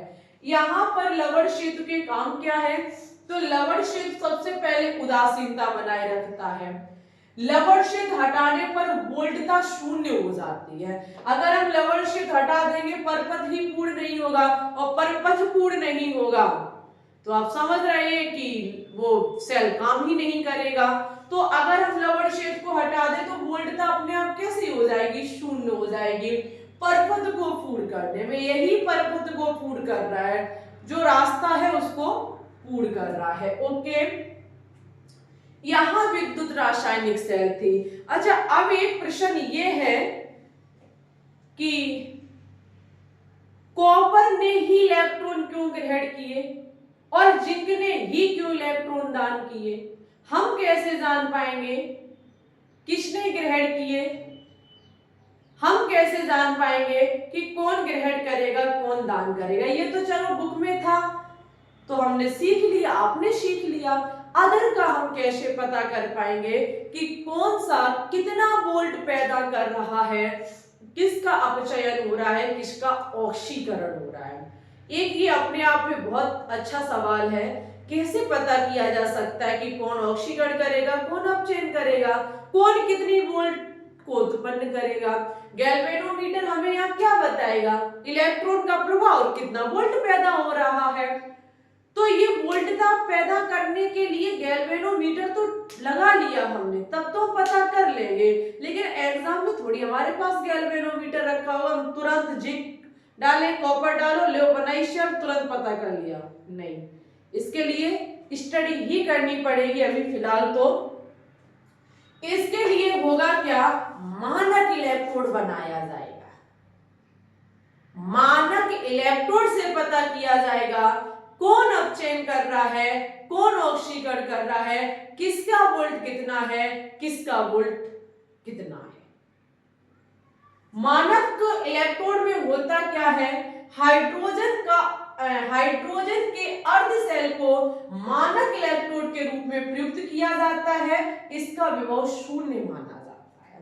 देखो बेटा, मानक इलेक्ट्रोड में हाइड्रोजन का इलेक्ट्रोड बनाया जाएगा। जैसे हम पता करना चाहेंगे कि जिंक की वोल्टता कितनी है या जिंक का इलेक्ट्रोड कितना है, जिंक का इलेक्ट्रोड इलेक्ट्रॉन को दान ही क्यों करता है, तो इसके लिए इन्होंने कहा है कि एक तरफ हाइड्रोजन का इलेक्ट्रोड ले लो, और हाइड्रोजन एक ऐसा है भाई जिसे हम शून्य भी उसका विभव कर सकते, इलेक्ट्रॉन दान भी करता है ग्रहण भी करता है, तो हम उसकी वोल्टता को शून्य कर देंगे, अदर हम किसी का कर नहीं पाएंगे। वो ही एक आवारा तत्व जो पूरे केमिस्ट्री को आवारा बना के रखे है। तो इनका मानना था कि हाइड्रोजन को एक तरफ ले लो, एक तरफ आप लगातार प्रयोग करते जाओ, हर एक धातु के लेके आओ और जोड़ दो, जो निकलेगा वो यहाँ लिख के आ जाए, क्योंकि इसका तो शून्य है, जो नया वोल्ट उत्पन्न होगा वो उसी का होगा। ऐसे करके वैज्ञानिकों ने विद्युत रासायनिक श्रेणी का निर्माण किया, जिसे सक्रियता श्रेणी भी कहा जाता है। और सक्रियता श्रेणी में बताया गया है कि किसकी वोल्टता कितनी होती है, कौन ऑक्सीकरण करता है और कौन अपचयन करता है। अब हाइड्रोजन का इलेक्ट्रोड, आप देखो कंपटीशन लेवल के एग्जाम की तैयारी कर रहे हैं, वहां फिगर नहीं आपसे बनाया जाएगा, बस आप सीख लो थोड़ा। यहां पर मानक हाइड्रोजन इलेक्ट्रोड, मानक इलेक्ट्रोड किसका बनाया जाएगा, किसका बनाया जाएगा, हाइड्रोजन का बनाया जाएगा। और हाइड्रोजन का यहाँ पर अर्ध सेल का मतलब है आधे में आपका हाइड्रोजन लिया जाएगा, आधे में वो लिया जाएगा जिसका हम वोल्टता चेक करना चाह रहे हैं, और क्योंकि इसका विभव हम शून्य ले सकते हैं। यहाँ पर कैसे हाइड्रोजन का इलेक्ट्रोड बनाया जाएगा? हाइड्रोजन तो अपने आप में गैस है, गैस की छड़ हम कहाँ से लेके आएंगे? तो इसके लिए इन लोगों ने क्या किया, जरा ध्यान से सुनेंगे। इस हाइड्रोजन का इलेक्ट्रोड बनाने के लिए बीकर लिया, बीकर में इन्होंने प्लेटिनम की छड़ को लटकाया, प्लेटिनम की छड़ को लटकाया और इसे कांच के ट्यूब में बंद किया, कांच के ट्यूब में बंद किया और इसमें इन्होंने क्या काम किया, अम्ल डाल दिया। अम्ल H+ आयन देता है, तो भाई हाइड्रोजन का बनाने के लिए भाई मुझे हाइड्रोजन का ही तो सॉल्यूशन चाहिए, तो इसके चलते इन्होंने HCl या सल्फ्यूरिक अम्ल यूज किया, वो H+ आयन देता है और इधर से इन्होंने हाइड्रोजन गैस का प्रभाव किया, हाइड्रोजन गैस डाली और यहां से फिर यहां से, और प्लेटिनम की ही छड़ क्यों ली? क्योंकि प्लेटिनम कभी किसी से यहाँ क्रिया नहीं करता है, ये गैसों से क्रिया नहीं करता है, जिसके चलते प्लेटिनम के सहारे यहां से आपस कांच के ट्यूब से इलेक्ट्रोड बनाया गया हाइड्रोजन का। ये ही आपका एक साइड लेकर के, एक साइड धातुओं को लेकर के हम उनका विभव चेक करेंगे और ऑक्सीकरण और अपचयन का पता कर पाएंगे, ऐसा उन लोगों का मानना था और रियल में यही हुआ। यहीं से हम हर किसी की वोल्टता को जानते गए, पता करते गए और उसे सक्रियता श्रेणी में सजाते गए। ओके, यहाँ पर आप लोग एक बात का और ध्यान रखेंगे कि यहाँ मानक परिस्थिति ली जाती है। मानक परिस्थिति में होता क्या है कि यहाँ पर आपका मानक परिस्थिति ली जाती है, यानी कि 1 एटमॉस्फेयर होना चाहिए, 1 मोलर सांद्रता ली जाती है और आपका 273 केल्विन ताप लिया जाता है। 273 केल्विन ताप, 1 मोलर सांद्रता, 1 एटमॉस्फेयर सांद्रता पर ये सारा काम कराया जाता है। मानक परिस्थिति, मानक का मतलब होता है निश्चित परिस्थिति, निश्चित स्थिति पर यह काम कराया जाएगा। तो मानक इलेक्ट्रोड का मतलब है कि ये फिक्स चीज पर यह काम कराया जाएगा। 1 एटमॉस्फेयर 760 mm के बराबर होता है, तो 760 mm दाब लिया गया, 273 केल्विन ताप लिया गया, 1 मोलर सांद्रता को लेकर के हर एक को यहाँ पर वोल्टता चेक की गई, हर एक की वोल्टता चेक की गई। आगे देखो, ये इलेक्ट्रोड एनोड की तरह भी काम कर सकते हैं और कैथोड की तरह भी। कौन? हाइड्रोजन का इलेक्ट्रोड। हाइड्रोजन का इलेक्ट्रोड कैथोड की तरह भी काम कर सकता है और एनोड की तरह भी काम कर सकता है। अगर ये एनोड पर काम करेगा, एनोड का मतलब ऑक्सीकरण अपना करवाएगा, तो ये हाइड्रोजन H+ बना लेगा और अपना अपचयन कैथोड पर कराएगा, तो ये हाइड्रोजन H2 बना लेगा। ओके, वोल्ट मीटर का मान ऋणात्मक आए तो ऑक्सीकरण करता है और धनात्मक आए तो अपचयन करता है। इन लोगों ने क्या काम किया, एक तरफ अर्धीय सेल लेकर के जब चेक किया तो गैल्वेनोमीटर में अगर ऋणात्मक मान आया तो ऑक्सीकरण उसे बताया गया और जब धनात्मक मान निकला तो उसे अपचयन बताया गया। तब कंफर्म हो पाया कि कौन आपका अपचयन की तरह काम करेगा, कौन ऑक्सीकरण की तरह काम करेगा। ओके, यहां पर आप देखेंगे फिर ये मानक विभव लिखे गए। मोस्ट इंपोर्टेंट की हमने सिर्फ देखी, वैसे सक्रियता श्रेणी बहुत लंबी है, आपके एग्जाम को देखते हुए मोस्ट इंपोर्टेंट लिखे, जैसे लिथियम का मानक विभव ये है, पोटेशियम, मैग्नीशियम, एल्यूमिनियम, जिंक और आपका Fe आयरन, हाइड्रोजन का 0 होता है, देख सकते हैं आप लोग, कॉपर, Ag और प्लेटिनम, ये रहे आपके मान। देखो ऋणात्मक मान किसके बारे में बताएगा, ऑक्सीकरण का, ये ऑक्सीकरण के यानी कि ये आपके ऑक्सीकरण दिखाते हैं, ये आपके अपचयन दिखाते हैं। अब कभी क्वेश्चन पूछा जाए, यहाँ पे आपको ये 2 दे दी जाए, पूछे जाए बताओ निम्न में से किसका ऑक्सीकरण होगा, तो दिमाग में एक चीज आपको रखना है कि जिसका मान ज्यादा होगा ऋणात्मक, कम, माइनस में कोई चीज चली जाती है तो वो कैसी हो जाती है, कम हो जाती है। जिसका मान कम होगा वो ऑक्सीकरण दिखाएगा और जिसका मान ज्यादा होगा वो अपचयन दिखाएगा। बस इतना ध्यान आपको रखना है। आपको अर्ध सेलों को लेके क्वेश्चन पूछे जाते हैं, आपको मान दिया जाएगा लिथियम का और दिया जाएगा पोटेशियम का, दोनों मान माइनस में है और कहा जाएगा यहां पर कुल सेल अभिक्रिया का मान ज्ञात करो। तो अब आप चक्कर में पड़ जाओगे, माइनस में ये दोनों ऑक्सीकरण दिखाएंगे। अब हम क्या काम करें? तो देखो ऐसा नहीं है, जिसका मान सबसे कम होगा वो ऑक्सीकरण दिखाएगा। आप देख सकते हैं जब हम इधर से इधर की तरफ बढ़ेंगे तो ऑक्सीकरण होगा और इधर से इधर की तरफ बढ़ेंगे तो अपचयन होगा। इसका मान सबसे कम है क्योंकि माइनस में है, तो ये ऑक्सीकरण दिखाएगा, ये फिर अपने आप अपचयन दिखाएगा। इसकी अपेक्षा लिथियम पोटेशियम की अगर हम सेल बना देंगे सपोज दैट, तो लिथियम का मान ज्यादा कम है और जिसका मान ज्यादा कम है वो आपको ऑक्सीकरण दिखाएगा, जिसका ज्यादा है वो अपचयन दिखाएगा। सीधी सी बात है, ये पॉइंट भी अपने दिल दिमाग में छाप लेना, ना आप चक्कर में पड़ जाओ कि माइनस माइनस तो ऑक्सीकरण ही होगा। नहीं, ऐसा है भाई, रूल है, मान रहे हैं हम, लेकिन क्वेश्चन में ये क्वेश्चन फिर फंस जाएंगे आप लोग। क्वेश्चन कैसे बनेंगे वो आपको हमारी लाइव क्लास ही बताएगी। ओके, अब एक पॉइंट और पूछा जाता है, वो आपके नीचे लिखे हुए हैं। अपचयन विभव का ऋणात्मक मान इलेक्ट्रॉन त्यागने की क्षमता को प्रदर्शित करता है। समझना, अपचयन विभव का ऋणात्मक मान इलेक्ट्रॉन त्यागने की क्षमता को प्रदर्शित करता है, अतः ऋणात्मक अपचयन विभव वाले तत्व प्रबल अपचायक होते हैं। जिनका मान ऋणात्मक होता है, जिसका मान बहुत कम होगा ऋणात्मक में, वो सबसे ज्यादा प्रबल प्रबल अपचायक होगा और जिसका मान धनात्मक होगा वो आपके सुगमता से इलेक्ट्रॉन ग्रहण कर सकते हैं। धनात्मक का मतलब क्या है? धनात्मक इलेक्ट्रॉन ग्रहण कर सकते हैं, वो प्रबल ऑक्सीकारक होंगे।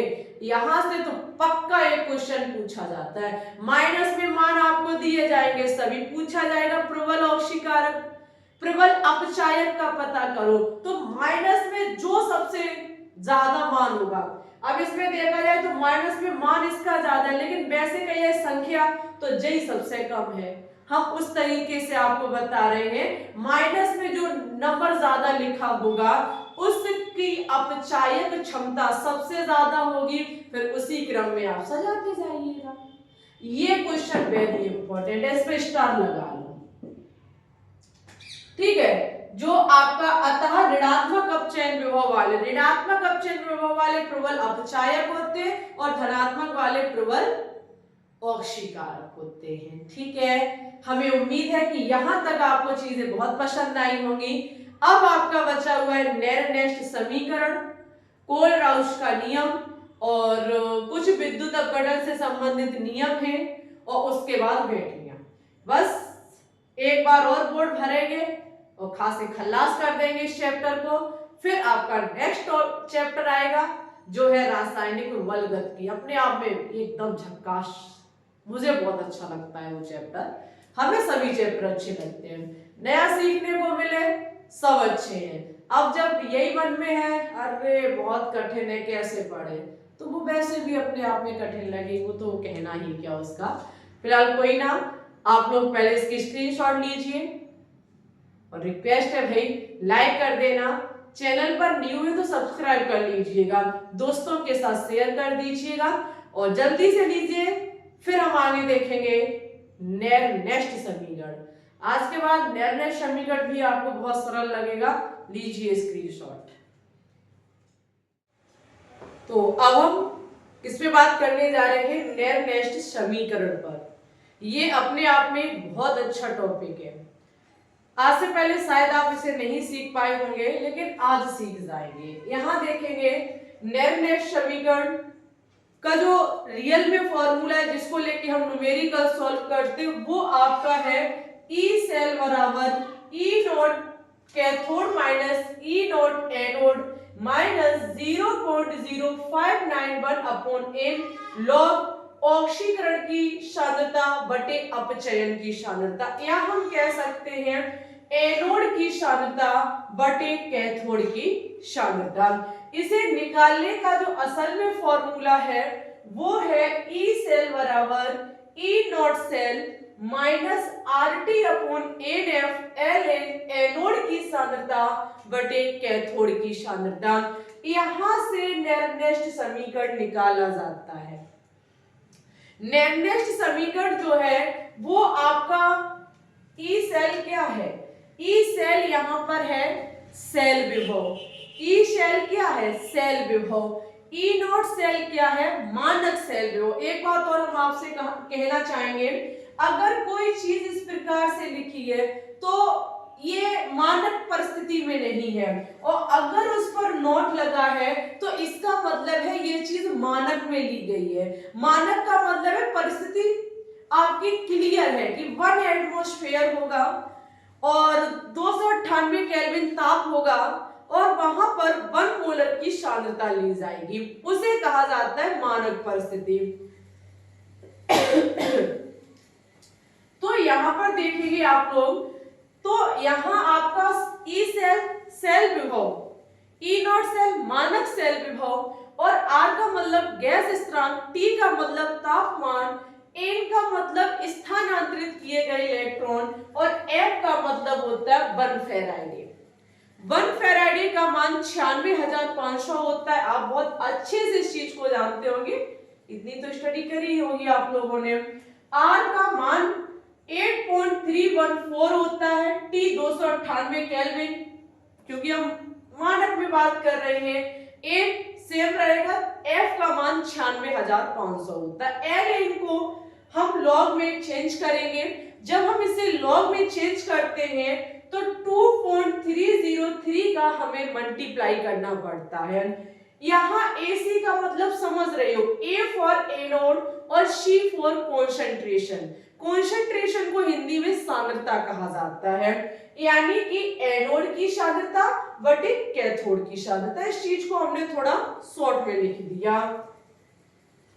फिर इस सब का जब हम मल्टीप्लाई करेंगे तो 0.0591 निकल के आएगा, अपॉन में n लिखा हुआ है, log AC अपॉन CC लिखा गया है। ये आपका फॉर्मूला है नेरनेस्ट समीकरण को। इसे हम ऐसे भी लिख सकते हैं, यानी कि ई नॉट सेल जो मानक सेल विभव होता है, जिसे हम EMF भी कहते हैं। ध्यान रखिएगा, क्वेश्चन EMF से बनता है एग्जाम में। तो EMF क्या है, मानक सेल विभव को ही EMF कहा जाता है। देखो हम बोलते जा रहे हैं बेटा, 1 शॉट वीडियो है, हर चीज नहीं लिखी जा सकती है। हमारे मुंह से निकले हुए शब्द जो आपको लग रहा है यहाँ नहीं लिखा, आपके लिए उपयोगी है तो नोट डाउन कर लीजिए, ठीक है। ऐसा नहीं है कि हर चीज लिखी जा सकती है, समझदार हैं आप लोग। तो यहाँ देखो ई नॉट सेल का मतलब मानक सेल विभव, और मानक सेल विभव निकालने का सूत्र होता है E nought cathode minus E nought anode. आप कहोगे ये ई नॉट कैथोड और ई नॉट एनोड क्या है? ये वोल्टता है। कैथोड पर जो तत्व होगा उसकी वोल्टता, उसका सेल विभव, और एनोड पर जो होगा उसका सेल विभव मानक परिस्थिति पर वहां दिया जाएगा, क्वेश्चन में दिया जाएगा, ठीक है। और आपका एन का मतलब है स्थानांतरित किए गए इलेक्ट्रॉन। कर लीजिए कॉपी में नोट डाउन। वहां पर जैसे जिंक और कॉपर में देखा जाए तो कितने इलेक्ट्रॉन की जरूरत पड़ रही थी? 2 दान कर रहा था, 2 ग्रहण कर रहा था। वहां सीधी सी बात थी, 2 इलेक्ट्रॉन पर काम हो रहा था कि नहीं हो रहा था? तो एन का मान कितना हो जाएगा? वहां पे 2 हो जाएगा। तो एन का मतलब स्थानांतरित किए गए इलेक्ट्रॉन।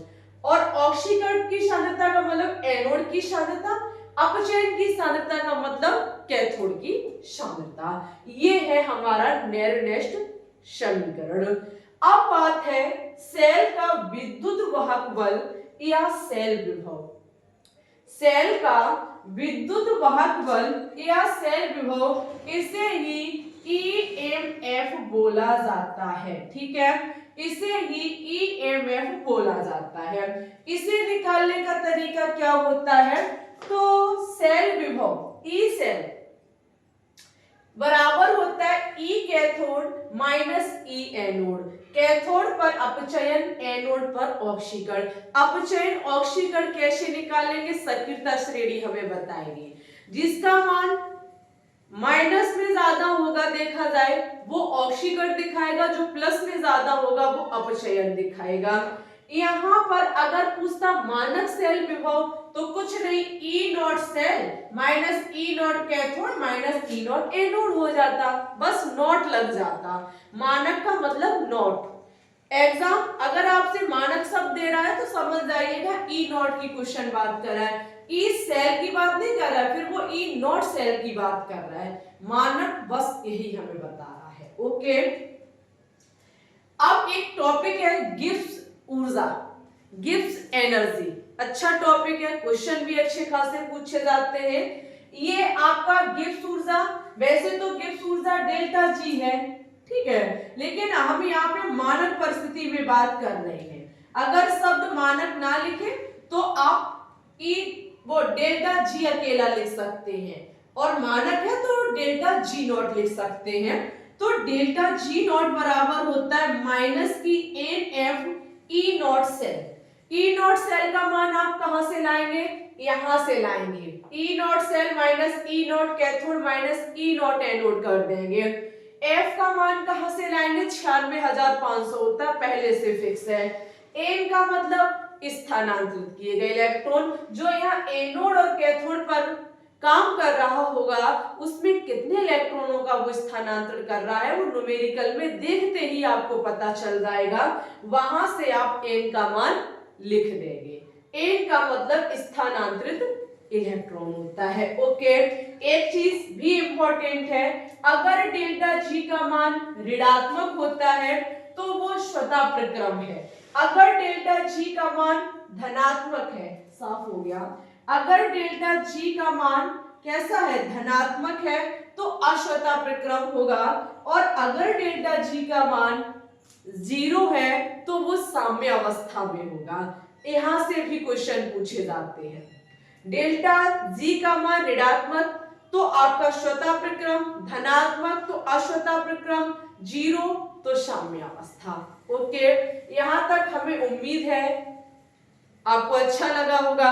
और एक बात और आपसे कहना चाहेंगे, बहुत देर से लगे हुए हैं वीडियो बनाने में, अगर आप पूरी वीडियो देख रहे हैं तो प्लीज एक बार लाइक अवश्य करें, चैनल को सब्सक्राइब भी कर लें और ज्यादा से ज्यादा शेयर करें, सपोर्ट करें। आपको इसी प्रकार से क्लासेस मिलती रहेंगी। शाम का टाइम हो गया, मच्छर बहुत ज्यादा आ गए हैं, परेशान भी कर रहे हैं। फिलहाल जल्दी से अब चीजें निपटाएंगे। आप देख सकते हैं, यहाँ देखेंगे विद्युत अपघटनीय विलयनों के गुणधर्म। कुछ विद्युत अपघटनीयों के गुणधर्म हैं, जैसे कि आपका प्रतिरोध। प्रतिरोध को आर से प्रदर्शित किया जाता है। प्रतिरोध लंबाई के समानुपाती होगा, जितनी ज्यादा लंबाई होगी प्रतिरोध उतना ही ज्यादा होगा। तो प्रतिरोध किसके समानुपाती है, लंबाई के, और जितना उसका क्षेत्रफल होगा प्रतिरोध उतना ही कम लगेगा। तो प्रतिरोध ए के कैसा हो जाएगा, व्युत्क्रमानुपाती हो जाएगा। तो आर आपका एल बटे ए हो जाएगा। ये हम चिन्ह हटाएंगे समानुपाती का, तो यहाँ पर एक स्थिरांक जुड़ता है जिसे कहा जाता है रो। क्या कहा जाता है, रो।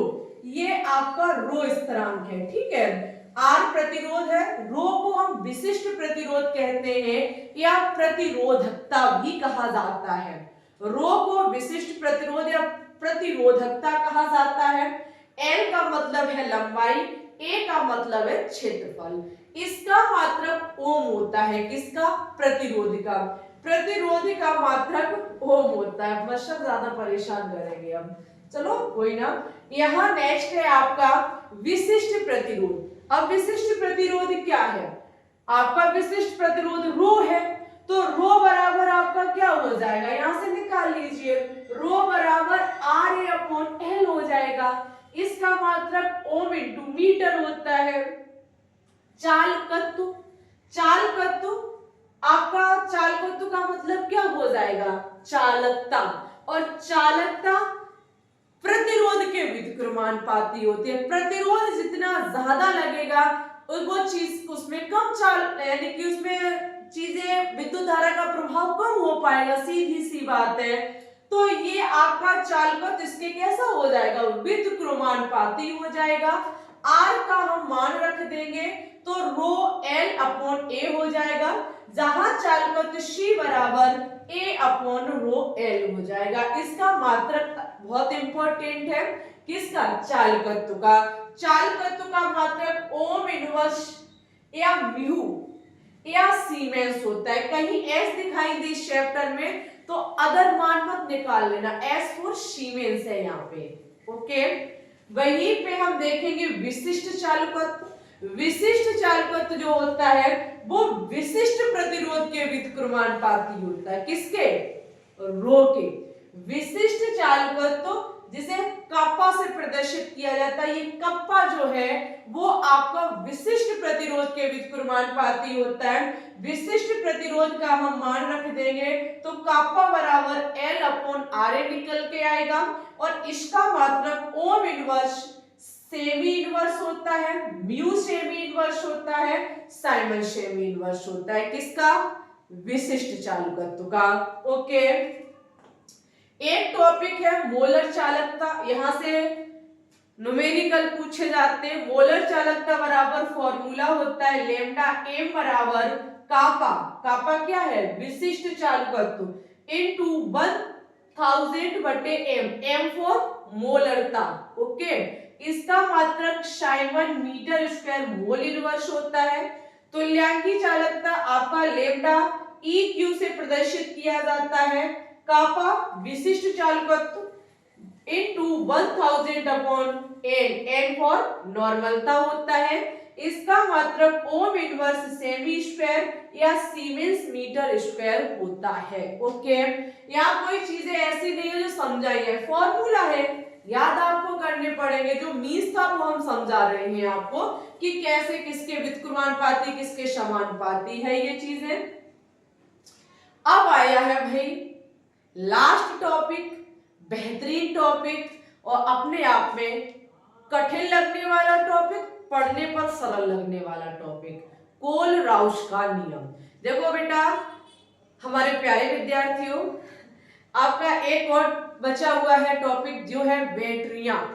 बैटरियां इस वीडियो में नहीं कराएंगे, है तो भाई इसी का हिस्सा, इसी चैप्टर का, लेकिन उसे स्पेशल वीडियो में समझाएंगे। वो वीडियो भी लगभग हमारी 1 घंटा के समथिंग की बनेगी आके, तो फिर ज्यादा लॉन्ग हो जाएगी। है वन शॉर्ट वीडियो ही विद्युत रसायन चैप्टर की, लेकिन बैटरियां एक अपने आप में खुद का चैप्टर बना रही है, तो उससे हम अलग कराएंगे और वो वीडियो आपको जल्द ही प्रोवाइड कराई जाएगी। 2-3 दिन में वो वीडियो आपको मिल जाएगी।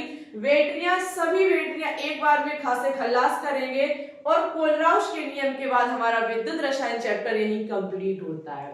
बहुत मेहनत लगने के बाद ये चैप्टर हम कंप्लीट कर पा रहे हैं, क्योंकि कॉन्सेप्ट को तैयार करना बहुत कठिन काम है, टाइम लगता है। वन शॉट का मतलब थ्योरी भी ज्यादा ना लिखाई जाए, चीजें सभी हो जाएं, बस ये होता है। बस मुंह से निकला हुआ जो कुछ भी है वो आपको कैचअप करना है, वो चीज आपको पकड़नी है कि हम कह क्या रहे हैं। यहाँ सारी चीजें नहीं नोट डाउन की जाएंगी और ना ही हम कर सकते, वन शॉट वीडियो है, लेकिन हम समझा सारा सकते हैं। कोशिश यही है, मैंने आप बुक उठा के देख लीजिएगा एनसीईआरटी बेस, शायद ऐसा कोई टॉपिक होगा जो हमने ना पढ़ाया हो, सब कुछ पढ़ाया। अपने आप में ये तय करके हम उतरते हैं बोर्ड पे, छूटेगा नहीं, समय लगे, छोटा करें बड़ा करें, इधर से ले उधर से ले, कैसे भी करें छूटे नहीं, शायद छूटेगा भी नहीं। कन्फर्म में उठा लीजिएगा बुक, देख लीजिएगा विद्युत रसायन, पीछे बिलियन चैप्टर कराए। आप बताओ कोई ऐसा क्वेश्चन जो छूटा हो, नहीं छूटेगा। अब आप कहोगे मैम न्यूमेरिकल, तो देखो न्यूमेरिकल यहां तुरंत के तुरंत नहीं सॉल्व करवाए जा सकते हैं। पूरे क्लास 12 के न्यूमेरिकल, बिलियन चैप्टर, विद्युत रसायन चैप्टर और रासायनिक बलगति, ये 3 चैप्टर फिजिकल केमिस्ट्री के हैं। एक साथ तीनों के न्यूमेरिकल लेके आएंगे, बस रासायनिक बलगत की चैप्टर और करा दे, फिर आपको वो भी दिखाई देगा। धैर्य बना के रखो, सब मिलेगा। कोलराउश का नियम समझना, बहुत कठिन शब्द लग रहा है, पता नहीं कितना भयानक होगा, चीज बहुत सरल है। यहाँ लिखा हुआ है, इस नियम के अनुसार अनंत तन्यता पर जब वियोजन पूर्ण होता है तो विद्युत, दो बार लिख गया, अपघट्य की तुल्यांकी चालकता में प्रत्येक आयन अपना निश्चित योगदान देते हैं। अब हमारी लैंग्वेज में समझो। देखो भाई साहब, कोलराउश नामक एक वैज्ञानिक हुए, उनका मानना ये था कि हम एक बीकर में, माना कि हम एक बीकर में कोई भी विद्युत अपघट्य पदार्थ डालेंगे, माना कि हमने यहाँ पर 4 मोल NaCl विद्युत अपघट्य पदार्थ डाला। जैसे ही हम इसमें NaCl के 4 मोल डालेंगे, यहां से करंट देंगे, ये आयनों में टूटेगा, 4 Na+ के अणु बनाएगा और 4 Cl- के अणु बनाएगा। ये हमें पता है, हमने पीछे भी सीखा है, ठीक है। ये 4 Na+ के अणु बनाएगा और 4 ही Cl- के अणु बनाएगा। तो उन्होंने ये कहा है कि विद्युत अपघट्य की तुल्यांकी चालकता का प्रत्येक का अपना एक निश्चित योगदान होगा। यहाँ बनने वाले जो आपके आयन होंगे, इन सभी का अपना अपना योगदान होगा, ये अपनी अपनी भूमिका अदा करेंगे। और भाई साहब, एक तरीके से देखा जाए तो बनने वाले आयनों की कुल संख्या तुल्यांकी चालकता के बराबर होगी या मोलर चालकता के बराबर होगी, ऐसा इनका मानना था। मोलर चालकता वाली हमने परिभाषा लिखी नहीं, सेम थी, हम यही डिफाइन कर देंगे इसकी वजह से।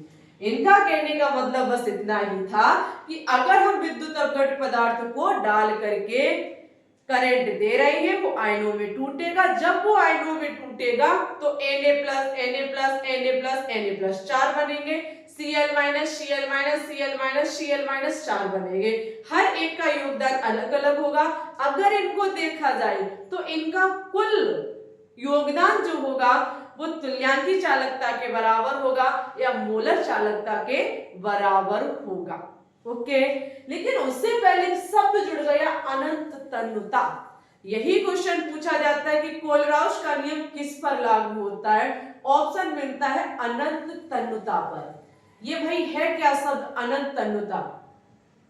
अनंत तन्यता का मतलब है कि जो हम विद्युत अपघट्य पदार्थ ले रहे हैं वो हम कोई जलीय विलयन में ही तो डालेंगे, तभी तो आयनों में टूटेगा। माना कि हमने NaCl लिया और जल में डाला, NaCl लिया और हमने जल में डाला, तो जल की मात्रा इतनी होनी चाहिए कि NaCl अपने आयनों में टूट जाए, उसे ही कहा जाता है अनंत तन्यता। अनंत तन्यता का अर्थ क्या हुआ कि जो हम ले रहे हैं तोड़ने के लिए विद्युत अपघट्य पदार्थ, और वो हम जिसमें डालेंगे उस चीज की मात्रा इतनी होनी चाहिए कि उसमें इसके पूर्णतः आयन वियोजित हो जाए। ठीक है, यही अनंत तन्यता का अर्थ है। अन्यथा दूसरी लैंग्वेज में अगर हम आपको बताने की कोशिश करें, अगर यहाँ आप ये कहो कि माना कि हमने 1 गिलास पानी लिया है, 1 गिलास पानी में हम आधी गिलास NaCl के डाल दें, आप खुद दिमाग लगाओ क्या NaCl का पूरा घोल घुल सकता है उस गिलास में? नहीं घुल पाएगा, तो ये अनंत तन्यता नहीं हुआ। अब समझ पाए आप? अनंत तन्यता जैसे कि हमने 1 गिलास पानी में 2-3 चम्मच पानी अगर नमक डाल देंगे तो वो पूर्णतः आयनों में टूट जाएगा। अब हम उसमें आधा गिलास नमक करके 1 गिलास पानी डाल रहे हैं, भाई नहीं हो सकता है, ऐसा हो ही नहीं पाएगा, पूर्णतः आयनों में वियोजित नहीं हो जाएगा, तो वो अनंत तन्यता नहीं होगा। अनंत तन्यता का मतलब पूरा उसमें उसके आयन टूट जाए, इतना ज्यादा वो चीज हमें लेना चाहिए। ओके, तो यहां पर यही अनंत का हमने चिन्ह लगाया है, लेम्डा अनंत EQ जो आपका तुल्यांकी चालकता का प्रतीक है, बराबर जो आपका लेम्डा अनंत प्लस साइन और माइनस साइन, जो प्लस साइन और माइनस साइन बनेंगे उनकी संख्या के बराबर होगा कुल तुल्यांकी चालकता। ऐसे ही कुल मोलर चालकता n + n- का मतलब है जो आयनों की संख्या बनेगी उसके बराबर होगा। अब यहाँ पर अनुप्रयोग, अनुप्रयोग में सबसे पहला अनुप्रयोग पढ़ाया जाता है दुर्बल विद्युत अपघट्यों की अनंत तन्यता पर मोलर चालकता का निर्धारण। और भी है लेकिन ये इंपॉर्टेंट है, ये बस इंपॉर्टेंट है, वो हम आपको पढ़ा दे रहे हैं। दुर्बल विद्युत अपघट्यों की अनंत तन्यता पर मोलर चालकता का निर्धारण। इसका मतलब ये है कि इन्होंने क्या काम किया, एक दुर्बल विद्युत अपघट्य लिया, और दुर्बल विद्युत अपघट्य वो होता है जो पूर्णतः आयनों में वियोजित नहीं होता है। इन्होंने कहा कि अनंत तन्यता पर लेंगे। अब क्या अनंत तन्यता का मतलब हुआ कि विद्युत अपघट्य पदार्थ तो लेंगे, दुर्बल लेंगे, ठीक। दूसरा, हम इतना ज्यादा उस चीज में बोलेंगे जो ये पूर्णतः वियोजित हो जाए, नहीं हो पाएगा, वो दुर्बल है भाई, पूर्णतः आयनों में नहीं टूटेगा। चाहे हम कितनी भी अनंत तन्यता ले लें, चाहे हम कितनी भी ज्यादा पानी ले लें, हम नहीं घोल पाएंगे दुर्बल विद्युत अपघट्य। उसका पहले से नेचर है ऐसा कि वो पूर्णतः वियोजित ही नहीं होता है। तो इन्होंने कहा कि जो आपका दुर्बल विद्युत अपघट्य पदार्थ है उनको हम किसके सहारे उनकी चालकता ज्ञात करेंगे, प्रबल विद्युत अपघट्य के सहारे। इनके अनुप्रयोग में सिखाया जाता है कि दुर्बल विद्युत अपघट्य की जो तुल्यांकी चालकता है वो हम प्रबल विद्युत अपघट्य के सहारे से निकालेंगे। कैसे, जरा गौर कीजिए। यहां लिखा हुआ है CH3COOH, कार्बन का अम्ल है, कार्बन का अम्ल दुर्बल विद्युत अपघट्य होता है एसिटिक अम्ल की अनंत तन्यता पर मोलर चालकता की गणना हम HCl CH3COOH, गलत लिख दिया, CH3COONA होना चाहिए था,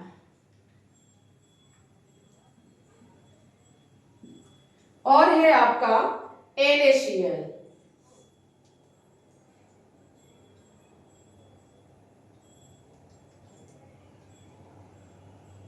NaCl, ठीक है। NaCl जैसे प्रबल विद्युत अपघट्यों की मोलर चालकताओं के मान से हम कैसे निकालेंगे, इनके सहारे से इसकी मोलर चालकता निकालेंगे।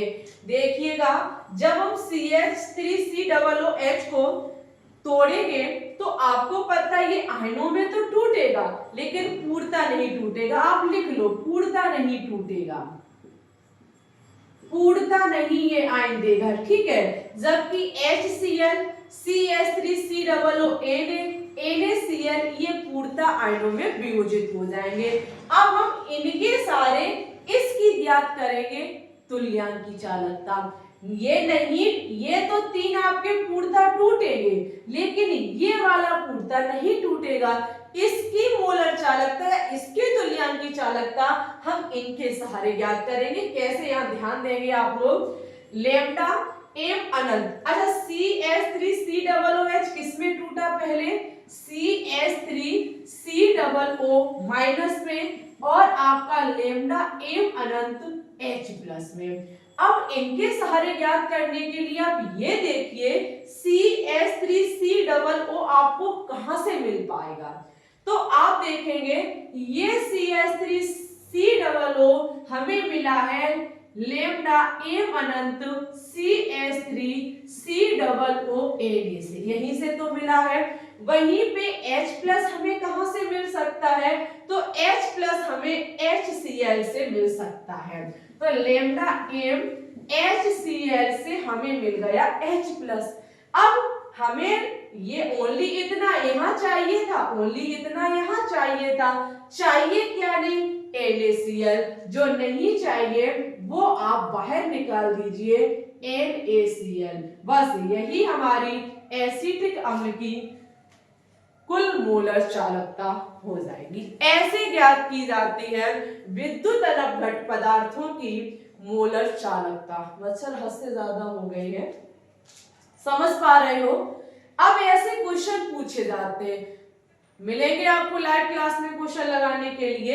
ऐसे आपको विद्युत अपघट्य पदार्थ दिए जाएंगे और कहा जाएगा इनके सहारे इसकी मोलर चालकता ज्ञात कीजिए। मान आपको दिए जाएंगे क्रम से, तो आप पहले उन्हें भी तोड़ेंगे और इन्हें भी तोड़ेंगे, फिर इनमें से ये देखेंगे ये कहाँ हमें मिलेंगे, जहां मिलेंगे लिख दो, जो उनमें से एक्स्ट्रा चीजें थी उसे माइनस करके निकाल लीजिए। यही है इसका अनुप्रयोग। हमें पूरा भरोसा है कि आपको हमारी सारी चीजें बहुत ज्यादा पसंद आई होंगी और हम भी बहुत ज्यादा खुश हुए क्योंकि हमारा टारगेट पूरा हुआ। जब शुरू में बनाने के लिए तैयार होकर एकदम खड़े होते हैं तो एक बार बोर्ड की तरफ देखने पे लगता तो है कुछ करने जा रहे हैं, लेकिन बीच में आते आते लगता है अरे भाई अब कैसे हो पाएगा, दिक्कत होने लगती है। फिर सोचते हैं नहीं, जब तय किया तो शामी तो हो जाएगी, हो जाएगा। ये 1.5 घंटे की वीडियो को मजाक मत समझिएगा। 1.5 घंटे वीडियो में 5-5.5 घंटे की बनावट की वीडियो बनाई जो है वो वीडियो है। कॉन्सेप्ट की तो कहना ही क्या है, लेकिन आपको कहां तक पसंद आई है प्लीज आपसे हाथ जोड़ के रिक्वेस्ट है कमेंट बॉक्स में जरूर बताएं। थोड़ा ऐसे कमेंट्स किया करो जिससे कि हमारा भी मन खुश हो जाए। जो इसका बचा हुआ एक अपने आप में अच्छा टॉपिक बैटरियां, वो आपको नेक्स्ट स्टेप मिलेगा, अलग से वीडियो मिलेगी, वो अच्छा टॉपिक है इसलिए। ओके, तो बताइएगा कमेंट करके, अच्छे कमेंट्स कर दिया करो जिससे हमें भी अच्छा लगता है। सही बात तो ये है, जहां तक हो सके वीडियो को लाइक करें, दोस्तों के साथ शेयर करें।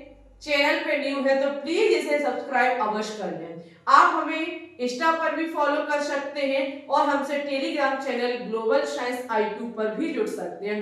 काफी बच्चे हमें बता रहे हैं आपका वो टेलीग्राम चैनल ज्वाइन नहीं हो पा रहा है, ऐसी क्या कमी है हमें देखना पड़ेगा। वैसे काफी शिकायत आ रही है इस चीज की, देख के हम प्रॉब्लम सॉल्व करेंगे।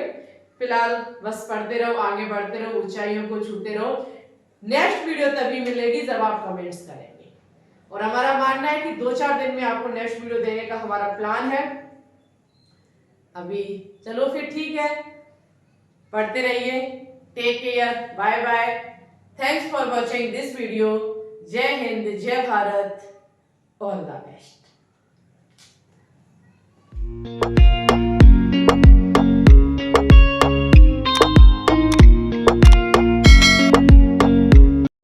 नैनों से बहते अश्कों के धारों में हमने तुझको देखा चांद सितारों में। विरहा की अग्नि में पल पल तपती हैं, अब तो सांसें तेरी माला जपती हैं।